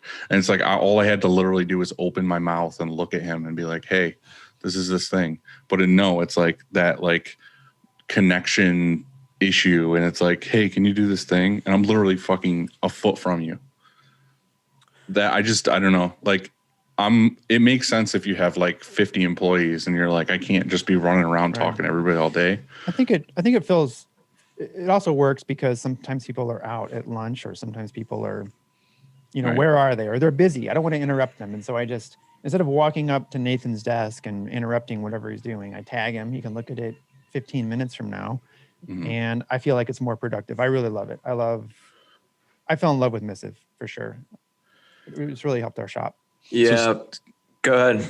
Oh, I was going to say, like, do you, like, what's your guys' goal? Is it to like get in every university there is and just like grow that and be like the dominator in that space? Or are you kind of like trying to go in another direction at some point? I think there's two parts of it. So, and this has like changed over the last couple of years. I think there's competition in our space. Like, there's companies out there. My competition does $25 million a year in sales. And there's things I just don't like about the way they do things for that student experience. It's just not, I just don't love it. So I look at that as a target and say, like, it would be pretty cool to build it my way. And do all the things that we like to do at Campus Inc., but still be able to scale that big. Mm-hmm. But then while that's all glamorous, I don't know if I want that, because that sounds like your problems just amplify a lot more. So I think there's a comfortable balance. Adam and I have said, we want to be on 50 campuses, have really good presence, have our students kick ass at sales. But then we also Adam and I really love working with like bigger brands and managing them. Almost like the agency approach. Like we've talked about Shopify on the Clubhouse, but that's really, really fun for the two of us. We really enjoy doing it. We love working with influencers and building that out. So we don't want to completely say, no, all of our eggs are in students. The other side of the business to us is arguably just as fun and important. Right. So I don't know, getting to a comfortable spot where the business can like run itself and scale properly and provide for us. But I don't think it's to be like 10,000 students and all that stuff. I don't. Right. That's a little. Well, I think that's the like $1 million question though. Is it's like, where do you stop? You know what I mean? Like, I've kind of wrestled with this before, and we've talked about this a bunch of times, but it's that question that you, as a younger printer, you always ask like the big printer, you're like, when were you happiest? And like I said, most of them were like, oh, when I had 10 employees and I had 2 presses, like that's when I was like most comfortable. And like I was home at 5 and I did this and that. And I've always like remembered that like over the past like 10 years, I've always been like, oh, when I get like, these really cool 2 or 3 presses and I get like my team, and that's where I'm at now. And I feel like I could just literally coast here, but I also, part of me like doesn't want to coast. I want to like keep going and want to keep doing things, but I don't know if I necessarily want to like do more. Like I kind of want that quantity over quality thing. Like I want to go after certain customers that like I really want to work with and always have them, and like stop worrying about being like, well, I'd rather be like, I got 10 orders in today that are all really great clients that all have really cool artwork, than be like, I got 100 clients in today that are all new random people that are first order customers. You know what I mean? Like, Yeah. that's why I'm asking, like, do you want to just keep getting more and more and more students with more headaches, or are you just No, I like, think there's, my and I think top 10 universities I got, and that's I think I've learned that from like being at the trade shows, because you all, like when you say like the older shops, like I talked to you guys, I talked to Brett, I talked to Justin Lawrence, Eric Solomon, like you guys have had a little bit, a lot more experience than me. And I can kind of see like your guys' lifestyles of like learning to be comfortable, but also like keeping your foot on the gas. And I think that's actually changed my perspective a little bit to say it's not just more. Cause like, I don't want to buy another press. There are other shops out there that can print better for me and help me out if you build the right system, right? I don't want just more employees or more of this or more of that. And I think 2 or 3 years ago, you would see a shop, that had 10 autos and looked like a mall, and you'd be like, oh my God, I want that. And I think the one thing I've learned is it's the last thing I want to deal with. Right. They're all bald and they all have no fingernails because their stress levels are through the roof. Steven, Yeah. I think you said it best a few minutes ago, and you said that you don't want all your eggs in a basket. So I think even now more than ever, diversifying is the way to go. You want to have your students ambassadors or wherever they are. You want to have the brands that you're building out with influencers. You want to have the local custom work in Champaign. Like having that diversification, I think is more important than ever. And I mean, we all just went through, like, what if it was just 100% all you did was students and everything shut down? You know what I mean? And so I think that whether it's Dylan at Upstate, Shirt Kong, Andy at Shirt Kong, or you, I think diversification is important. Yeah. Also, I was going to say also at the same time, knowing how big you want to be. And so I think that changes over time. I think that when you're 25, you want to be a certain size. When you're 35, you want to be a certain size. Maybe when you're 45, you want to downsize. You know what I mean? And so it's, maybe it changes over time. Have you all ever thought of selling your business? Yes. You have, Dylan? Yeah. I don't think so. I mean, everyone's thought about it. Like, what would you do if you were to sell? But I honestly feel like I would rather get to a point where, like I said, I have a couple people here that have been with me since the very beginning. Like Chris and Brian have been with me since I very first started. I feel like if I got to an age where I was just like, I don't want to do this anymore, or I'm just tired and I want to travel and I want to do this instead for a little while, I think I would honestly rather just sign it over. I'd rather just be like, hey, it's your turn. Like, you've been here long enough. Like, it's yours. Like, obviously you think about like, oh, it'd be cool if my kids took it over one day, but it's also that like, they might not want to do this. I'm not going to push that on them. But I also feel like I would just like to just do it as long as I can. And then, like I said, when I don't feel like doing it anymore, I don't want to see it crash and burn. I don't want to sell it to somebody. I feel like that would suck. I feel like it would be like It doesn't mean that it's going to crash and burn if you sell it to somebody. However, no, I just feel like I built the company with a reputation and with a feel when you come here that I wouldn't want to see that name go to someone else that would just go in a different direction or do something different with it. I feel like if I would rather give it to somebody I trust and be like, I know you're just going to keep doing what we started and what we've been doing. I don't think I could sell it to a rando. Like, I don't think Custom Ink could come here and be like, I want to buy your company for X amount, like exactly what I wanted to offer it for. I would be like, yeah, let's do that. I don't think I could do it. I'd be like, you can buy my equipment, but like, it's never going to be called Upstate. Like, I was listening to this podcast, How I Built This, about the guy who built Expedia, and the same dude built Zillow, and he's super impressive. If you have a chance, you should listen to this. But he said that everybody's house is for sale. And of course, there's the holdouts that you're like, oh, I grew up here. I'll never sell this house. I get that. But he's like, everybody's house is for sale. And that's what, and Zillow was like, changed everything for so many people. And I think everybody's business is for sale too. I think that if somebody comes along, if customing did come along, it'd be difficult for you to say no to at a certain dollar amount.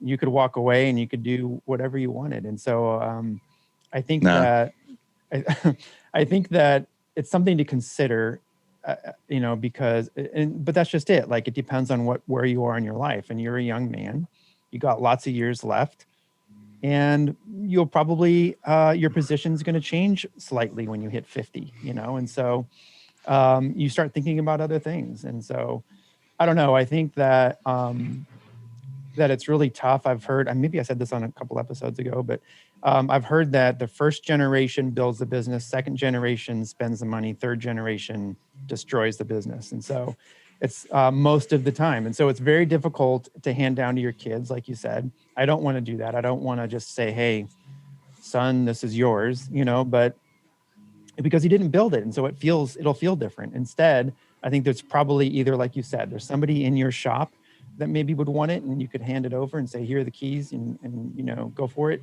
But also there's probably a partner or somebody that you work with. Not maybe it's a partner in Steven's case, but maybe there's somebody that you work with.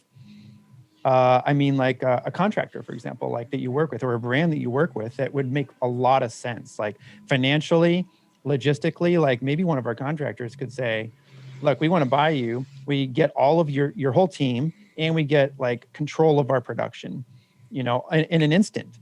And so maybe it makes sense for them. And also they have extreme incentive to keep your business going. And also they have a knowledge of screen printing in the world. You know what I mean? Instead of just selling it to somebody that's trying to maybe, hey, I feel like owning a t-shirt business, and then you just turn it over to them and you have to train them about the business.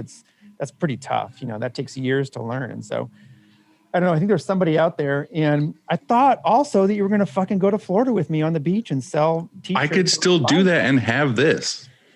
Nah, you don't. have, you're not going to be able to walk across the beach and tell them what's wrong in the shop. You got to use. I don't have. That's what I'm saying. Like, yeah. But the funny thing is we're talking about this, but it's like between me and you, Andy, we talked about how we felt about reading the Vans book. And then we did book club and we talked about it there and everything else. And it's funny, like listening to these stories of this dude who, got to work for a shoe company, and he worked there for what, like 10, 15 years, or was it 20 years he worked at the first place? And then he learned the trade basically. And like, he wasn't just an employee. He was like very invested in like making the best like canvas shoe he could make or whatever. So then when he started Vans, he took that heart, and that was like his goal to make that company as like the craft of making a badass shoe. And like the people he was involved with, like the skaters and everything that he got, like he was very invested, and it was like him that was Vans basically. But he sold the company. Right. But what I'm saying is like he got to a point where I guess he bowed out. But he came back and like brought it back. And it's funny, like I've always loved Vans. I have a ton of Vans. I've currently, like, since we read that book, I probably bought like 6 pair.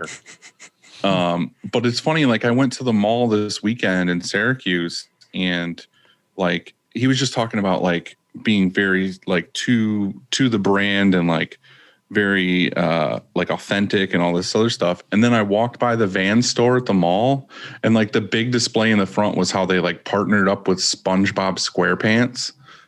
And I was just like, oh, it's such a kid. Like, I know he died and he's gone now and someone else is in charge. And I was just like, fucking SpongeBob, come on. Like, you go in there, there's a whole line of shoes, like all SpongeBob. And I was just like, that's such a kick in the dick. Like, that's what I would be afraid of. I would be afraid of like building this brand and building this thing that was like my legacy, and then handing it off to somebody. And they're like, you know what? Now we work with fucking SpongeBob. And I'd be like, ugh.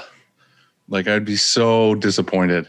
Does your 11-year-old not like SpongeBob? No, we don't watch SpongeBob in my house. He's not allowed. My kids, Yeah, my kids watch like obscure, well, not necessarily obscure, but like my kids from like 5 years old were watching like Adventure Time and stuff that's like not really geared toward a 5-year-old. I just don't like the dumb. We don't need to go into that, but like it's just, to me, it's just one of those things. Like you take pride in what you build every single day, and just to hand it off to somebody, it just seems, somebody that you don't know what they're going to do with it. They just came in with a bunch of money and we're like, here's everything. This is what I think all the shit you did is worth. And then they do something totally different with it. I feel like it would cut me. Well, I have a question. It changes the subject though, but I want to know your opinion because I've been thinking about this. So, you know how earlier we were talking about an operations like manager. They come, they take all of this stuff off of your plate so you can focus on the business instead of, cleaning screens. How much is that person worth? Dollars annually, like a dollar amount per year. What would you pay to have somebody that can do that? Probably pretty close to what you want to make a year if you were working in the business. You're saying somebody to replace you, basically? No, they're not going to get paid no. So you're saying pay them what I am making? No, not what you're netting, now what your profit is, but like whatever you think is a comfortable salary for yourself to be there every day, it might cost you all of that to have someone there essentially replacing you, like that wants to take a ton of responsibility. Like it might be an overpriced hire, but what would you pay? Like, say you're paying for peace of mind. You're paying for peace of you're saying. So let's just put this out there for a second. Like, if and I don't know what a press operator, or someone in customer service is, maybe making, call it like $40,000 a year. Would you pay the price of 2 of those to have peace of mind?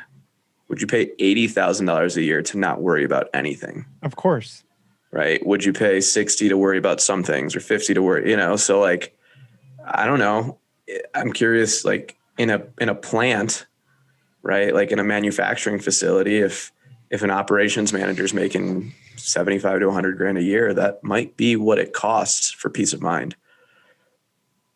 I don't know. It's tough. This is something I struggle with too, because like I'm in like a rural area. Like I'm not in a city where everyone, even the person cleaning screens makes $20 an hour or right. whatever. You know what I mean? It's like things here are a lot cheaper. And it's also like, I have that business where it's also like, I don't have 100 people walking in the door every day because I'm in a city and there's a ton of just random customers coming in. I'm more, I don't know. I've always been the worst at gauging like what I think. It's never in my mind like, oh, what's someone's worth? It's like, well, what can I like know I can afford all year long, no matter what happens, or if we slow down, or if COVID happens, like, can I afford to pay this person no matter what happens?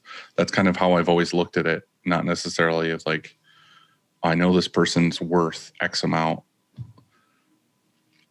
I try to give them as much as I can at any point. I think Bruce has challenged me. Bruce and I talk a lot, obviously, but he's challenged me on like senior leadership and what that costs and the cost of bad management. So if you hire someone for cheap and they don't work out, say you're looking for an ops manager and you said, oh, I found someone for $18 an hour.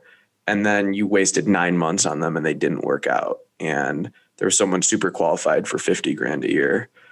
Would you, like look at how much money you've now wasted in trying to be cheap with someone that doesn't have senior leadership. And so that's been an eye-opening thing for me, is hiring senior leadership, older than me, more upper management, people with like real experiences, has taught me the value of like really good quality employees. And that's been the only way I've been able to, probably like maybe overpaying sometimes, to have the freedom to be able to do Chicago Champagne and to be able to manage these students, like, so I don't know. I don't think small businesses really have senior leadership. They might have a press operator that's been there for a long time, but do they have like a senior manager? Maybe, maybe, it's tough. And my question wasn't based on what's the least what's the least amount, what, like that you would pay of somebody to run operations. My question was just like, what is that worth? Like if somebody, that's what I'm saying. Like, I don't know. Like I'm a horrible gauge at the worth part. Right. Like, and I don't want to do the least. I don't think in terms of like hiring somebody, like what can I get away with paying them? Right. I don't know. Like I'm horrible at that, being like, well, this position is worth this. And it's like, okay, well, we went there. We did. I think we figured it out. That was I don't think we did. Tabled. We'll put a pin in it. That'll be a quick take. You just have to say it off your gut real quick. I got a quick question before Andy goes into whatever he's going to go into. You said that you have the people that you're hiring in Chicago. You're asking them to do like different social things, like TikTok and Instagram and stuff like that. Are you finding that you're getting anything from doing TikToks? Because I see like a lot of shops are going hard into TikTok right now. I think I don't know. I think our industry is genuinely cool. Like when you see a shirt getting printed, it's genuinely pretty neat. So like we should be sharing that as much as possible, right, to educate our customer on the process. And what better way than to make 10-second clips? Have I been able to like measure the ROI on it? I don't know. See, that's the problem is like I've talked to certain people that are doing really well at it. And basically what they're saying is that like it's cool and it's visually pleasing and people like to see how things are made. And they might get a lot of likes because of that, but it never turns into like an actual sale that often. It's just more of like seeing something cool and scrolling to the next thing, seeing something cool, scrolling to the next thing. Yeah. I didn't know if it was like actually just another way to be seen, or is it something you're actually making money from? Maybe it's not turning in, maybe it's not trackable, or maybe they don't know that it converts, but it actually does. You know what I mean? Something that we decided to do during COVID was take our brand and make it appear bigger than it actually was through video content. And so we took on like a videographer and was like, how can we just make ourselves look better? I've honestly noticed that you guys have had some really cool videos lately. So that was like something I wanted to ask. Like the one that stands out to me that I like the most was, I'm guessing your partner was talking about the old ways of making screens. Jed. I love that video. Like I honestly saved, like bookmarked that video because I wanted to show people that like we hire to be like, this is how like it's there's not a lot of good videos on like the old ways of like cutting Rubylith and like how you made a screen and like all this other stuff. Yeah. Like, that video that you guys made on that was like a good video on that. Yeah. So we took like a big focus on video content and said, how do we make a ton of actual meaningful content? And then how do we repurpose it? Because I think viewership only happens like when it's posted, but then how do you take it and use it again and again and again? Right. So like Jed's video, we're trying to find ways to engage Jed in the business. He's obviously a source of wisdom and, age and stuff. And so for him to teach us how he used to like hand letter with wax and lettering books and Rubylith, we show that to our students. Right. But that's what I mean is that to me, it just seemed like, I don't know, for me, it's like as a print nerd, it's kind of like the education I want to see more of. Like, I feel like there's a million videos on YouTube about like white ink and like emulsion and just like oversaturated of the basics. It's like, I want to hear a dude who's like him. That's like, I used to have to cut this shit by fucking hand. Like, you young kids can suck it because this is how I used to have to do it. Like, I love hearing stuff like that. That's just like, yeah. And I don't know how well does that get us more sales? I don't know, but he has a demographic of his customers. Right. And when we post it on Facebook, his friends like it. Well, his friends are all in construction companies, electricians, and all their other businesses. And so it helps us a little bit, but we've kind of said like, how do we be genuinely meaningful with our content and show our insides a little bit? And I take that from you guys, Andy. Like, your content is very meaningful in the sense that you know the personality of Shirt Kong just from watching your Instagram, right? We know what you eat, we know what shoes you wear, and it's very vulnerable. And I think that's a really hard thing for shops to do. And that's how I look at it as that's how you guys market and get your story out there.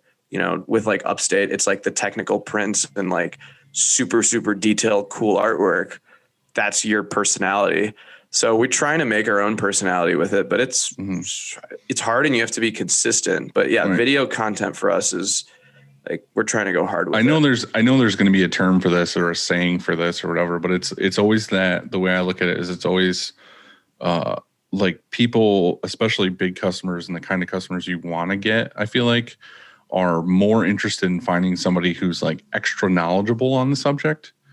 So like it's showing, I feel like with, especially like Bruce does this really, really well with like his content is it's like, he seems like with all the videos on certain topics that he's a master of that space. You know what I mean?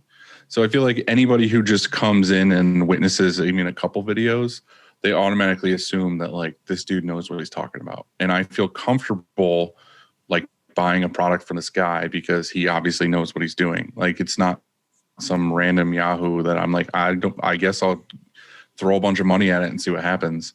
So I feel like that's the same with like the printing. Like if you can show that you know how to do X, Y, and Z and you show it all the time, then people are more apt to be like a big company. Say you want to work with, I don't know, like Budweiser or something. And you were always showing that you always knocked out all these really cool prints that were beer related or whatever. Then you could easily go to them and be like, here's some stuff that I've done. And they can look at that and be like, oh shit, like obviously this company knows what they're doing in that space. Yeah, there is a name for that. It's called social proof. So on websites, if you scroll down to a website, like UI designers will actually put the brands they work with. You'll see like, go to any website, you'll start to see it. If there's an app you're looking into or something, you'll see who they're all working with. I've always seen those. And like, I feel like when I see those, like I know from here that like, yeah, we've worked for like UPS, but it's like, we could say we've worked for like it because the customers think you've worked with like UPS corporate and like all this crazy stuff. You might have worked with like your local hub and then you're like, I've done stuff for UPS. And it's like, I'm just saying like actual like videos or photos or proof of like you making that thing or doing that project. Yeah. I mean, Andy, you guys highlight your customers a ton, right? Yeah. Can you hear me okay? Because there's a dude leaf blowing like 3 feet from me. Can you hear? Yeah. When you talk, we can kind of hear it a little bit because of the noise cancellation in your mic. Wow. But you're fine. Like You're good. right outside our window. And I don't know, there aren't any leaves there. So I don't know what he's blowing. He's getting paid. So what was your question, Steven? Oh yeah. You guys cover, like you use a lot of video, right? But you're covering your customers in there. Like you're constantly tagging your customers in like video. Is that how you guys do it? Like what's your recipe? I don't know. Like you said, Instagram copied Snapchat and has story, right? And I think that it's called story, and so it's perfectly fitting, So in story, we try to tell our story in the day. And I think that can be, though, it can look the same, and so how do you look different? And that's what I think maybe we try to do, or also just tell it like it's really happening. Not just the good stories, but the bad. And that's also in the posts, it's like it's just mixed, it's real, and try to keep it that way, because I think that people can identify with that. It's everybody has vulnerabilities, and everybody has struggle. And this shop definitely has that. And so we just try to share our story. I think that's like the number one thing. I think that's chapter number 1 in my book, that I actually have the title of Tell Your Story, And so I learned that at Print Hustlers. Actually, there was that dude. I wish I could remember his name, but he came and he spoke. He was like one of the first, and he talked about how important it was. Like Nike, like tells their story. They have this, and like Nike doesn't just when you see a Nike ad or you see anything about Nike, you usually don't think shoes right away. You think about this athlete. Everybody's an athlete. Everybody, and it's hard being an athlete. It's hard training, and they don't just show the sneaker. You know what I'm saying? Does that make sense? Yeah. Every shirt has a story. Every fucking shirt has a story. I used to do that. Like I used to make videos for people when they came in and they had an interesting story why they were getting that shirt. Well, we'd go shoot a video for them. This is going years back. I had there was a guy named Mick, and we made videos for everybody. Whether it was a yoga studio, the dude still like. We can hear it. I can hear it. It's just funny when you're talking. It's just like oh in the background. Oh my god! Wow. Well, that'll be go outside. Zero. Go outside, kick his ass. Take your camera with us. We have zero leaves here anymore. That's for sure. They're all There's gone. cement. But that dude gets paid by the hour. What was I? You had a Sony Handycam back in the day. Tell us about that. It was a point and shoot. Okay. And in fact, I still have a Sony point and shoot because I love making. I have a fancy camera, but honestly, most of my videos I make on my iPhone. Yeah. It's just in my hand and it's fast and it's going on Instagram and it still is HD enough. It'll look fine. And it's not about how good the video looks, like the video quality. It's about the content. And so, we used to go tell the customer story. If you were a yoga studio and you had this cool story, well, we'd go like to your studio. You got shirts here and we want to tell that story. And so, I don't know. I think that I don't track how many customers convert. Like I have no way to do that. I probably could, but I don't have time. I just know that we're in overtime and it doesn't really matter. I think that what I said earlier is that when Dylan or when maybe you have no way to track that TikTok or you don't know who's converting to a sale, but you know that your sales are good and somebody's seeing it and somebody's remembering you and somebody will remember you because they saw it. When it comes time to get a shirt, then hopefully they call you, so that's why we do it. If that makes sense.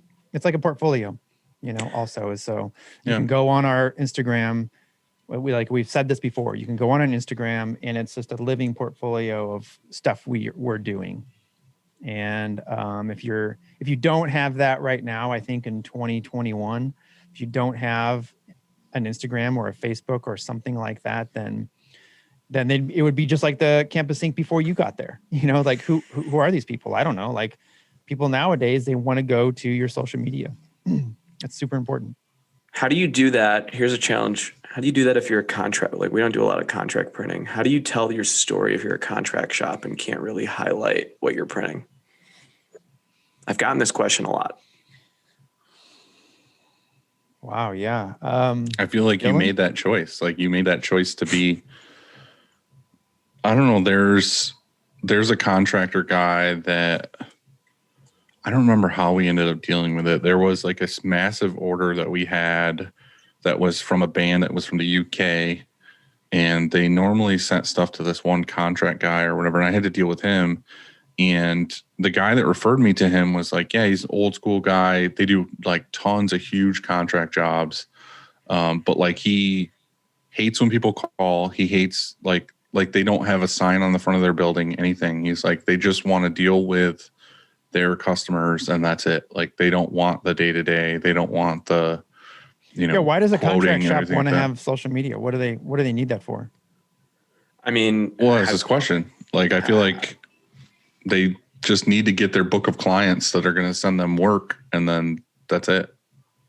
I guess a contract shop just takes Instagram shots of their equipment or their team. Like here we are. You're like, hey, I'm coding a screen. It's a blank screen, right? I mean, there's a mega contract shop in Illinois that just closed down, like shuttered, COVID related. And it's like, how do you even rebound from, they have no social media, no presence. But like when those clients go away, your business is just, it's nothing, you know? I don't know. I've gotten that question a lot from shops being like, how do I highlight when I'm not allowed to highlight? And I'm like, I guess it's the choice you make. Well, it's like here we have like whole weeks where we're printing jobs that the customer doesn't want us to post anything about their stuff because it's not something that's going to be released for a while or whatever. We just don't post that week. Like I don't post, like I used to think when I was doing before, like I needed to post a certain amount of times a day. Like I've never really thought about it in like the metrics. I just do it when I want to do it. But like, I felt like I wanted to do it as much as possible, but now I'm just like, I only post when I have something worthy of posting. Like, I don't want to be like every day, like I need to make 3 posts of a t-shirt I'm printing or I'm not doing it right. Now I'm just like, I had nothing that was worthy to show anybody. So I just if I was a contract shop, I would post my entire Instagram feed and also my website would be pictures of technical shit. You know, I would be measuring screen tension. You know, I would be stretching my screens if that's what you do. I'd be maintaining my press. I'd be, you know, coding screens. Well, that goes back to showing that you're capable and that you are knowledgeable on that subject. Yeah, because you know you're wanting, if you're looking for a contract shop, you want to know that they know what they're doing. You know, like right. They're That's legit. What I mean. And so they give a shit. They measure. They take screen tension readings. Okay, cool. Mm-hmm. I want to go there. You know, so that's probably what it would be filled of if I couldn't show images of the shirts I was printing anyway. And then I would show pictures of me partying in between there. Like on a yacht like, every weekend. Yeah. Like, hey, we got a lot of business. I have a yacht. No? Is that bad? No, I don't know. Okay. I don't want. We have a listener question before we get into Stevens.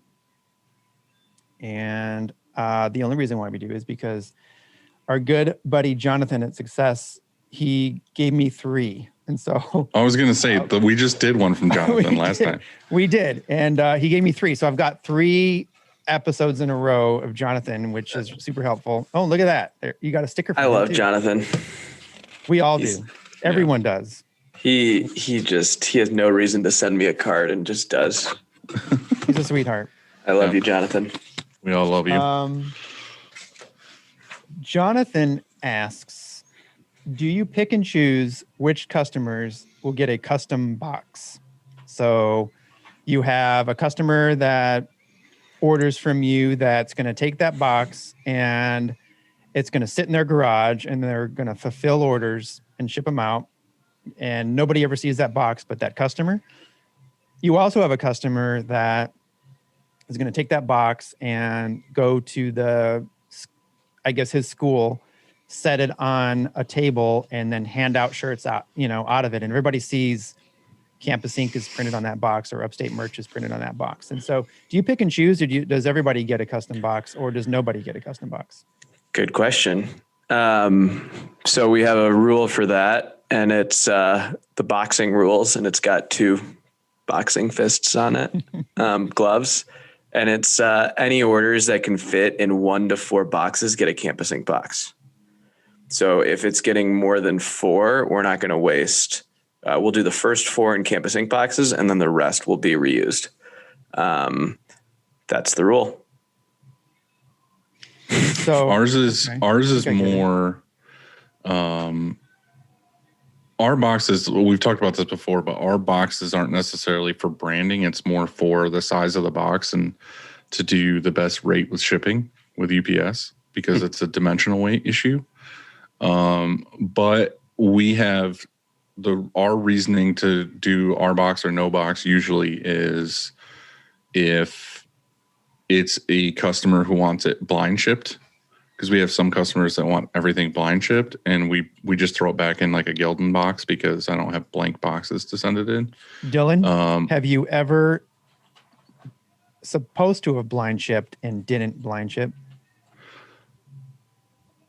We've always been good with the actual blind shipping. The problem that we've had a couple times, probably like 5 times in our existence, is accidentally leaving a packing slip in the box. And then we made a rule straight up like years ago that like, no, we don't put packing slips in any boxes, like any customer. So like if you're just a regular customer from us and you get a box or whatever, there's no packing slip in it. Just because of the fact that those certain customers that need it to be blind shipped, I just want to say now, like the rule is not some get a packing slip, some don't. It's just nobody gets a packing slip. Because of that, like a couple of times that's happened. Do you at least like write on the box? I mean, so then there'll be a spot where you just Sharpie what the box is or something, or? Well, like they have packing slips in them when it goes to press, so they know like what's in it and everything else. But like when they open the box to put the shirts on the cart to print, they throw the packing slip away. So when it actually goes to like UPS and ships out, there's no packing slip. But our other reasoning for not having a printed box is if it's a pickup customer that we know doesn't give a fuck about the box. Like we have a couple local customers that order a ton of stuff. Like I have to deliver in our like cargo van, and I have to do like 2 or 3 like full van loads. There's no point in me giving them 50 boxes that I paid $4 to $5 for a piece when they're just going to rip them out of the boxes and put them on their shelves to store. So we'll just put them back in Gildan boxes or whatever. Like they don't really care. They're not even taped up most of the time. Sounds like the answer is yes. You're selective on who you I am. ship a custom box and who gets one and who doesn't. Steven, it sounds like your rule is just that 1 to 4 boxes get Campus Ink and the rest don't. Generally, yeah. And we don't have it's just a cost thing usually. I mean, you got to think like it costs money to make the custom boxes. But like I said, our cost offsets. Like when I did the math, it was like the cost of like a $3 box or whatever was cheaper than losing $6 in shipping because of the dimensional weight. So it's like, if anything, I'm making money on shipping it in my box than I am if I go the other way, just because it's saving money on. I think we said it's like 72 shirts. It's like 3 to 4 cents a box, 3 to 4 cents a shirt for a custom box. Now, there are times if we're delivering a massive order that I want it to be a wall of Campus Ink, I'll do it just to like, there's going to be a cool opportunity or it's going to be on display. But I feel like there's a lot of good common sense there. It's never really been abused. Yeah. Do you guys have custom tape, like logo tape? No, we used to. That's like something that I almost wanted to post on Instagram the other day as like a question to like printer friends is like, what's a really good packaging tape? Like, I don't need it to be branded. I don't need it to be whatever. Like we've gone through a couple different packaging tape companies, but like my biggest issue with it is like right now I feel like I have a decent tape, but I feel like I would like something with a little more stick to it, because we can do, you know, the 3 tape rule on top, 3 tape rule on the bottom or whatever, and you smooth it down. Everything looks good.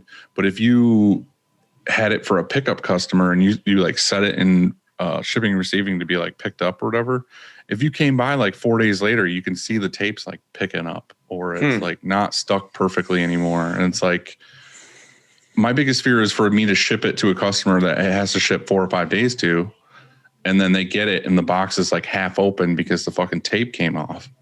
Do you use 3-inch tape or 2-inch? I think it's 2 or 2.5.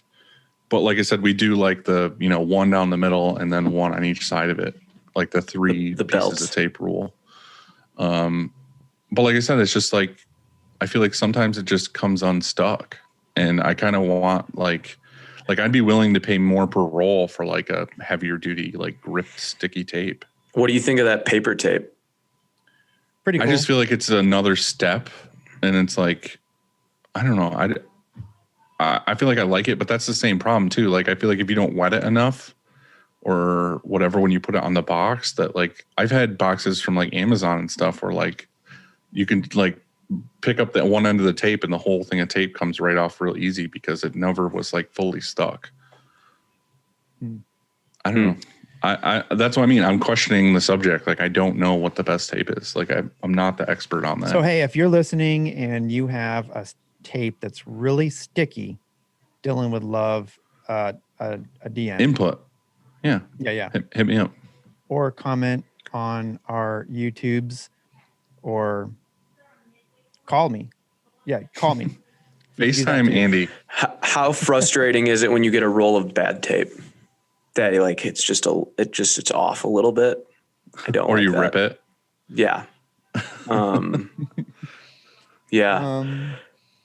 Hold on. All On right, the thanks, tape on the tape thing, one more thing.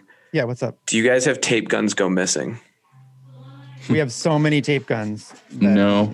No.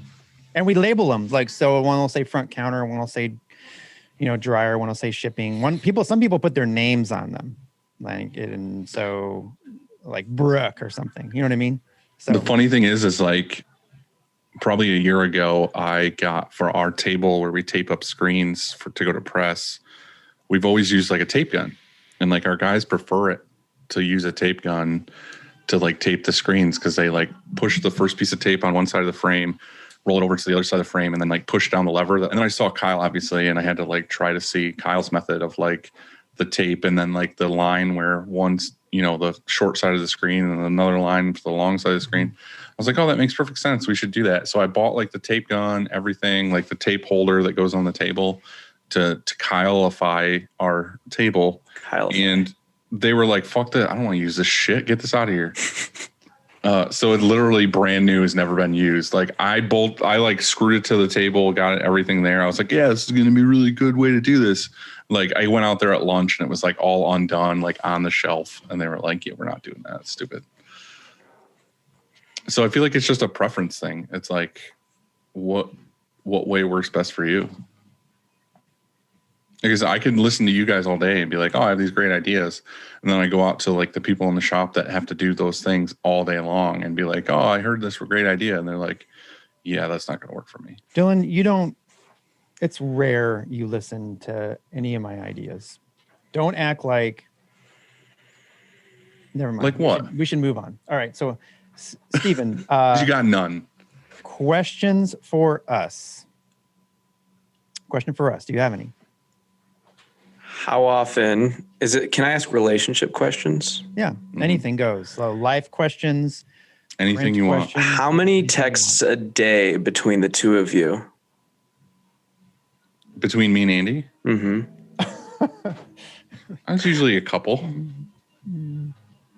We have like a 3-way chat between me, Andy, and Chad that anytime anyone says anything to us that's pertaining to all three of us, Yeah, we have a text group each other text so we can called, see it. it's called Shit Show. Shit show. And so there's that one, but then there's the private one, Dylan and I. And I text him all Me day. and Andy usually He call doesn't each answer other. them though. Yeah, That's not true at all. He doesn't answer them though. But yeah, we call it. I send him a probably- few. I send him like 3 nudes a day, and then we also just talk about random stuff. So if we were to check your phone bill, like how many hours, like if like, and your parents find your phone bill kind of thing, how many hours on a phone call do you guys think you share a month? I don't know. We probably call each other maybe twice a week. That's it? Well, the problem is we had this discussion early on in the podcast that like before the podcast, we talked to each other way more. Like we talked way more. And then we came to a conclusion that we were literally calling each other in the week, talking about our week and talking about things that happened at work. And we would go through this whole conversation like an hour and a half long. And we'd be like, now we have nothing to talk about on Sunday. Like when we do the podcast, we're like, we just literally went through this awesome nugget of information and shit that happened to us. And now when we get together on Sunday to talk to somebody else, we have nothing to talk about because we already heard it all. Well, listening to Dylan's answer, and now that you posed that question, I am going to make it a point to communicate to Dylan more. I think that I probably need to say good morning every morning. I probably need to make sure. I want like a sup cutie email or a text at like 8 a.m. Yeah, 8 a.m. Just, kind of hype him up for his day. And then that's kind of late, 8 a.m. But sure. And then just maybe a good night too. Like just a good night, Like a little night. like a sweet nothing. Mm-hmm. Yeah. I think Bruce and I have this, time zones are hard for us in our new relationship where he lives far away. So we're learning how to have a friendship and a relationship and talk with him being 3 hours west. Like he's just waking up right now, you know? And we used to call each other at like 7:30, 8 a.m. in the morning, first call of the day. And now it's all quiet for the first 2-3 hours. Steven, you can call me just, like instead in the early morning. Andy's a real dick first thing in the morning. Go so ahead. Good luck with that call. Go ahead and give me a call. I'll be nice to you. I promise. He's never nice to me. All right. Next question. Oh, next. Okay. Jeez. Okay. Let's talk shop a little bit. We talked a little bit when Clubhouse was a thing for a quick minute about online stores and Shopify. I know, Andy, you were going down that road. Dylan, you've been down that road. Are you guys doing it more or less? I think we probably talked about it 4 or 5 months ago, 6 months ago. Are you still like as adamant about getting into Shopify, fulfillment, that kind of stuff? I'm doing it more so than before, but I'm still down the same path of I'm very picky and choosy with who we're working with. So I feel like if I just open the floodgates to like all customers, I would probably have a ton of stores going and all this other stuff, but I just really don't want to. Like, I don't want to do the whole, let's make a store, let's set everything up, let's do the customer service, and then you sell 13 shirts. Like, I don't want that. I'm literally dealing with people that are like, hey, I want to start a store. And within the first week, they already sold like 300 shirts. Like, that's the customer that I'm interested in. Because to me, that seems like a easier, better model for me to deal with and work with, but also like just space of like storing stuff on a shelf. Like, I'd rather have 10 really good customers that I do a ton of work with, or than 100 that I have to manage their store all day long, and then I have to refund people because they didn't sell enough. Gotcha. Andy, what about you? We are doing no more, no less than when we previously talked. However, somebody responded to I did a Facebook job posting, and it was incredibly successful. And somebody responded to that was already a customer of ours, that was a brand. And I met with her on Monday and kind of told her my vision, because we filled the role that she applied for. And I met with her and I said, like, actually, you would be way better in a different role. And here's what it is: managing people just like yourself, because she has like this killer brand here in St. Louis. And she does such a good job curating it, and she has design background and all this stuff. And she would be the perfect fit for, I called you, I think I asked you, when I talked to you yesterday or the day before, I asked you like a job title. Like, what's your job title you would give to those brand ambassadors? And you said you hate job titles. You don't even know, and I can't remember what else you said. You said, fuck that. And so, but the reason why I asked that is because I was filling out a job proposal for her, and I wanted to give her, she had actually asked me, like, what would that? You wanted to give her a badass title. Yeah, I wanted creative sales manager. There it is. Put the word creative in front of it. I hate sales though. I don't want sales to be in there. And so I took that creative, and I'm just going to call it a brand creative. I think that's pretty descriptive of what she's going to be doing, because she's going to, when a brand comes here, or there's a current brand here, but either way, she's going to help manage that brand and take them in a like, make them unique. You know what I mean? Like, make not just I don't want to just stick their shirt in a poly mailer and ship it, and then that's what you get. I want it to show up and have it be special, have it be cool, whether it's a special mailer or a special box, or what's inside is different, not just a t-shirt. And so she's really good at presenting that kind of things. And so she hasn't said yes yet, but she said yes while we were here, like talking about it. And that's on my list to do today, is to get her proposal in. I'm really stoked because she can do that and also do that for us. You know, like we have really shitty, like our showroom needs help because we don't have time to really work on it. And she's really great at like, you know, putting together displays because she does all these pop-up shops and everything like that. So she's gonna do that for us also. That's cool. Dylan, does someone work with the brands or is it you? It's me. It's you. Yeah. So like you're building the stores yourself or do they build them and you can, wow. Yeah. Do you like I said, doing it?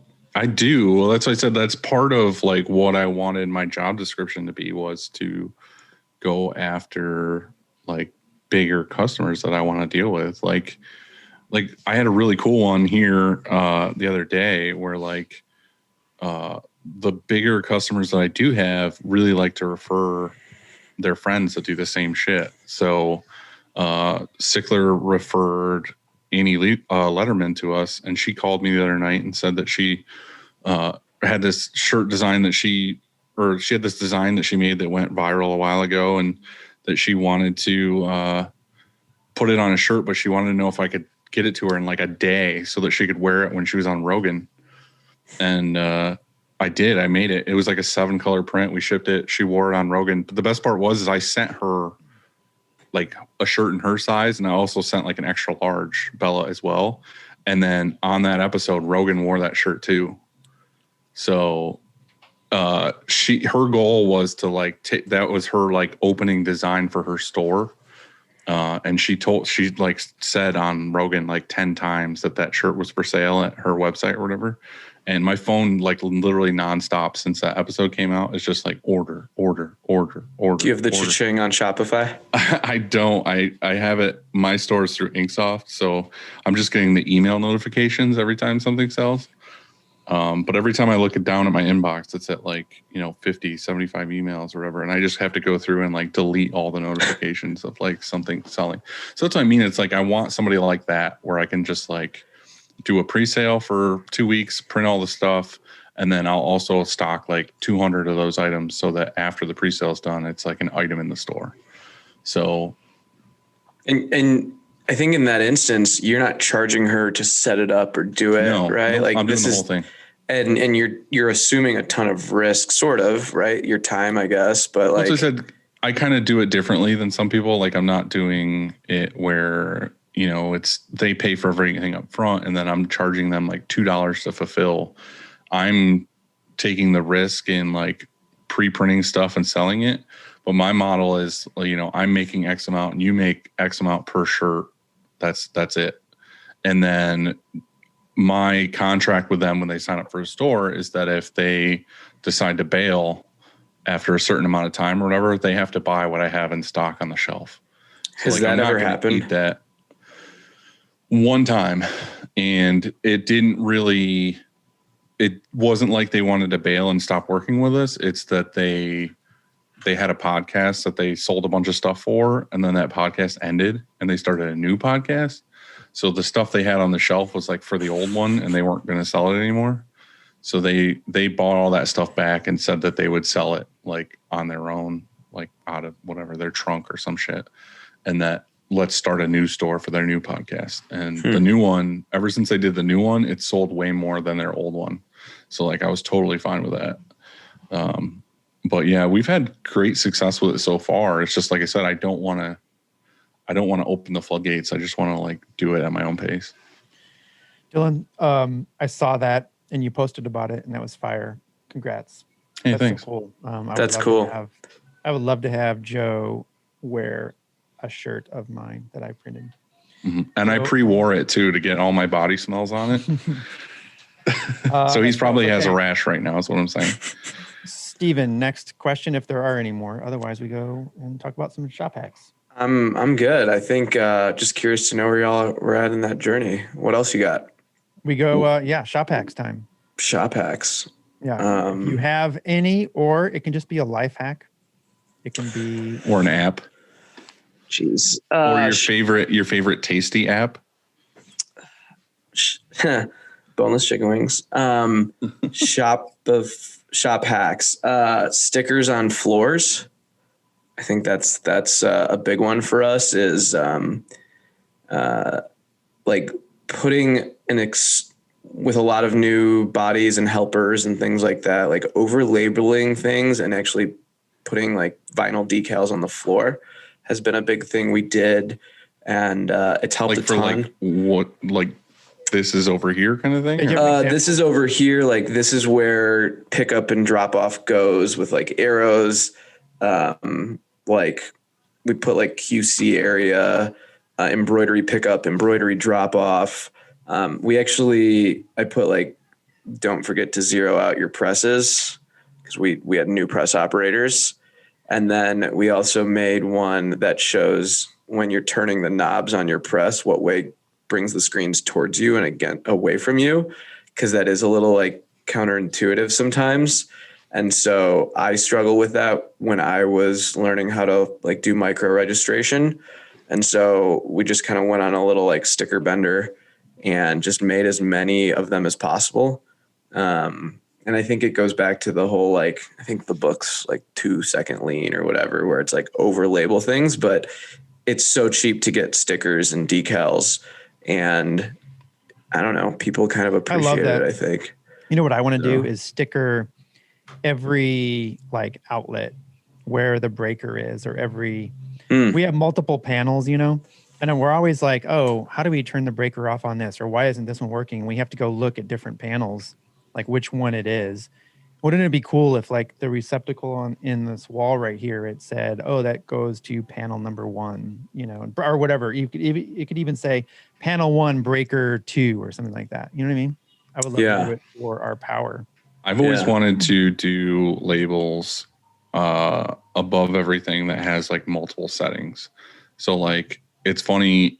I've talked about this before, but like with Instagram or just my computer, anything I find inspiration from, I generally screenshot it and I throw it in a folder on my computer that just says like stuff to do. And every so often I'll go through and I'll like find stuff. I'm like, oh yeah, shit, I need to implement that. And like our shop, or like gives me inspiration to do something or a design or whatever. I have one of Andy's in there that I really wanted to do, but then when we bought the Sprint 3000 with the split belt, it's all computerized now. But with our old dryer, we used to have to change the dials to like belt speed and all that other stuff. Andy used to have one that was a sign that had like a kind of like a graph like this, and it would be like this temperature is for poly, this temperature is for, you know, whatever. I've always wanted to do stuff like that, where like the heat press, where it was like the, you know, kind of like the directions above the heat presses of like, if it's a patch, it's at this pressure with this temperature and whatever. That's a super helpful hack, dude. Right. It's just like, just to have it there for like, oh shit, I'm doing this project. What's my recipe? Like and on then our, just look up.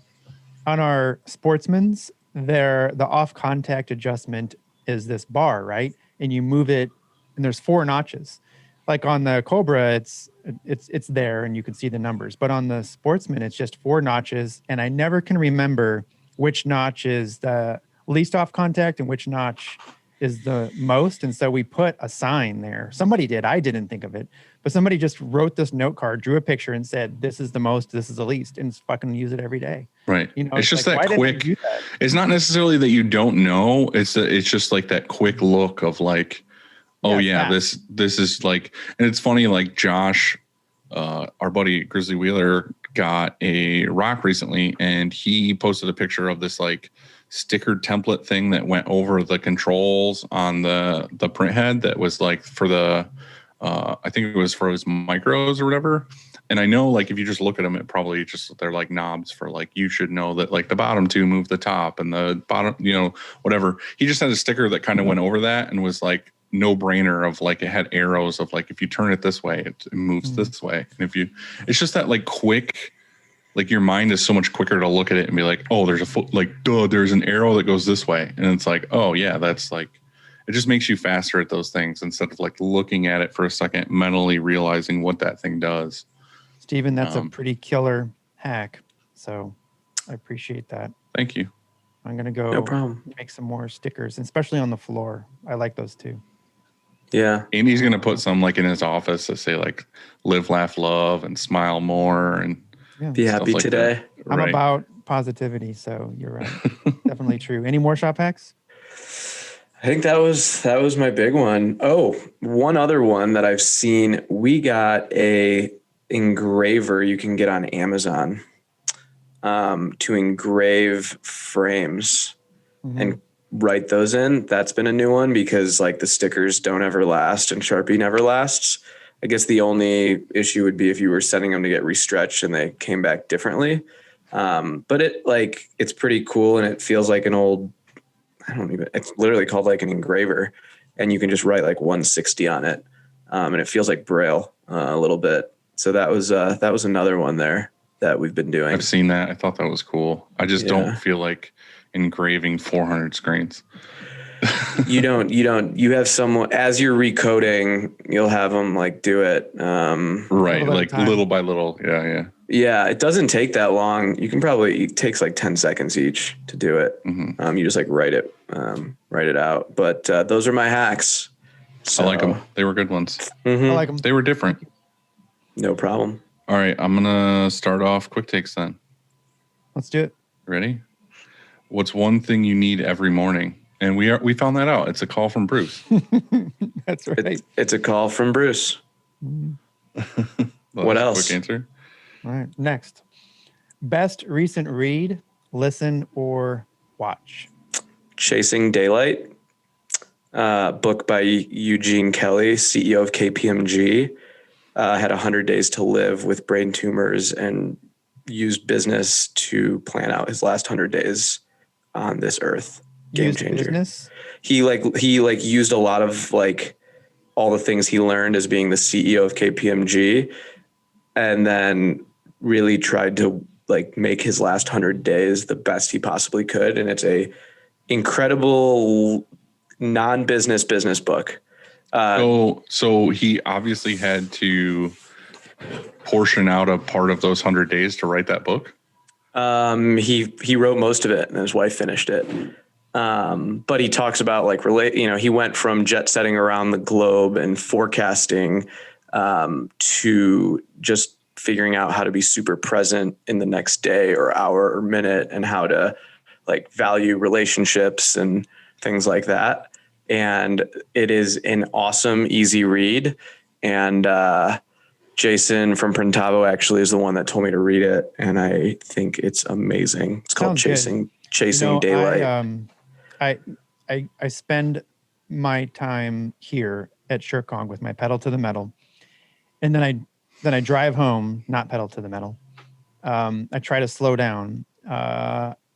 And these days we've been going for walks like after dinner because it gets dark so late, 9 o'clock or something. And so we go on these walks and I try and just be present because all of a sudden, your week's gone. Like my days are blending. I don't even know what the fuck's happening. And so I'm trying to slow down and I'm trying to just to be present in the moment and say, wow, I've been inside all day. I've been going super fast. And isn't it cool that now here we are on this walk and life is good, it's tough. It's tough sometimes. So he takes instances of when he would go in for radiation and the machinery wasn't working properly, and he'd be in a room of 50 other cancer patients watching a nurse struggle with a machine that's there to help save or extend their lives, and how they took like those moments and how shit doesn't always work right, even if it's life-saving, and how to turn that into a very present, perfect moment. So there's some really cool. It was one of the probably the best reads I've had. I would recommend it highly.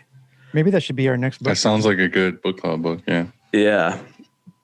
All right. What advice would you give your 20-year-old self?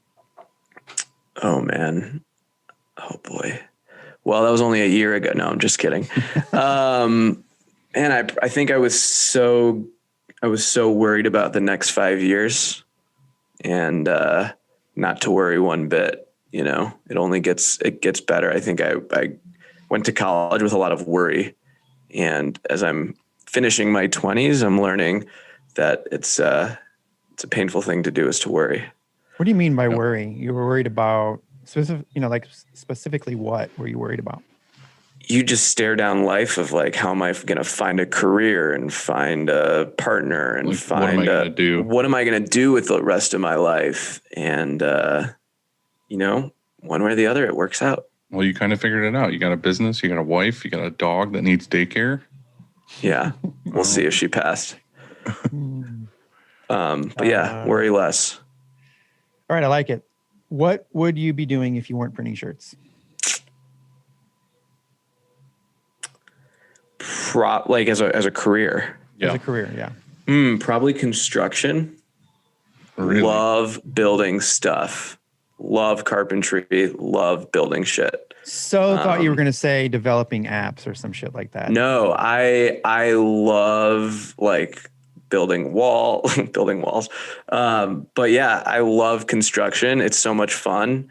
In college I painted houses and decks, and just it's so much fun to do that stuff. Like HGTV renovations. That stuff's so much fun to me. Maybe I'd flip that as like being, I don't want to say realtor, but like it'd be fun to like flip houses. Flip houses. Yeah. Yeah. So That's something I'm looking into doing right now. yeah, we're doing one right now. We got like a little cottage that we're working on, and it's just like, oh, this is, you could do this 10 times over, and it's fun. Yeah. So yeah, definitely construction. What's your favorite thing to cook? I'm a really bad cook. I actually run an Instagram called The Struggle Chef. It's not discovered yet, but it's about all the meals I've tried to make over the last 8 years. Well, you're really good at ordering tacos. Yeah. I'm really good at ordering food. I'm really bad at cooking food. I just haven't spent enough time doing it. I'm really good at putting Freshlies in the microwave. But if you had to cook something, what is Eggs. your favorite? My mom's going to listen to this and be like, Perfect. No, eggs are amazing. I'm reading Action Bronson. That's our book right now. And he talks about, like, as a kid, when his parents would, come home from the grocery store, he would take things and hide it, from his family, from his brothers or whatever. So he would have it. And then also when you get super desperate because there's nothing left in the kitchen or whatever, and what do you go cook? And he talked about breaking or tearing open the bags of Swiss Miss hot chocolate and eating the marshmallows out of it, and then every once in a while, like dipping your finger into the chocolate just to get a taste of chocolate. So maybe that's your thing. And that's desperate. I'll you let can make hot Carson. chocolate. I'm sure I you can make hot chocolate. Yeah. I can make eggs. Food for me, I could make eggs and eat them every day. They just doesn't faze me. So I agree.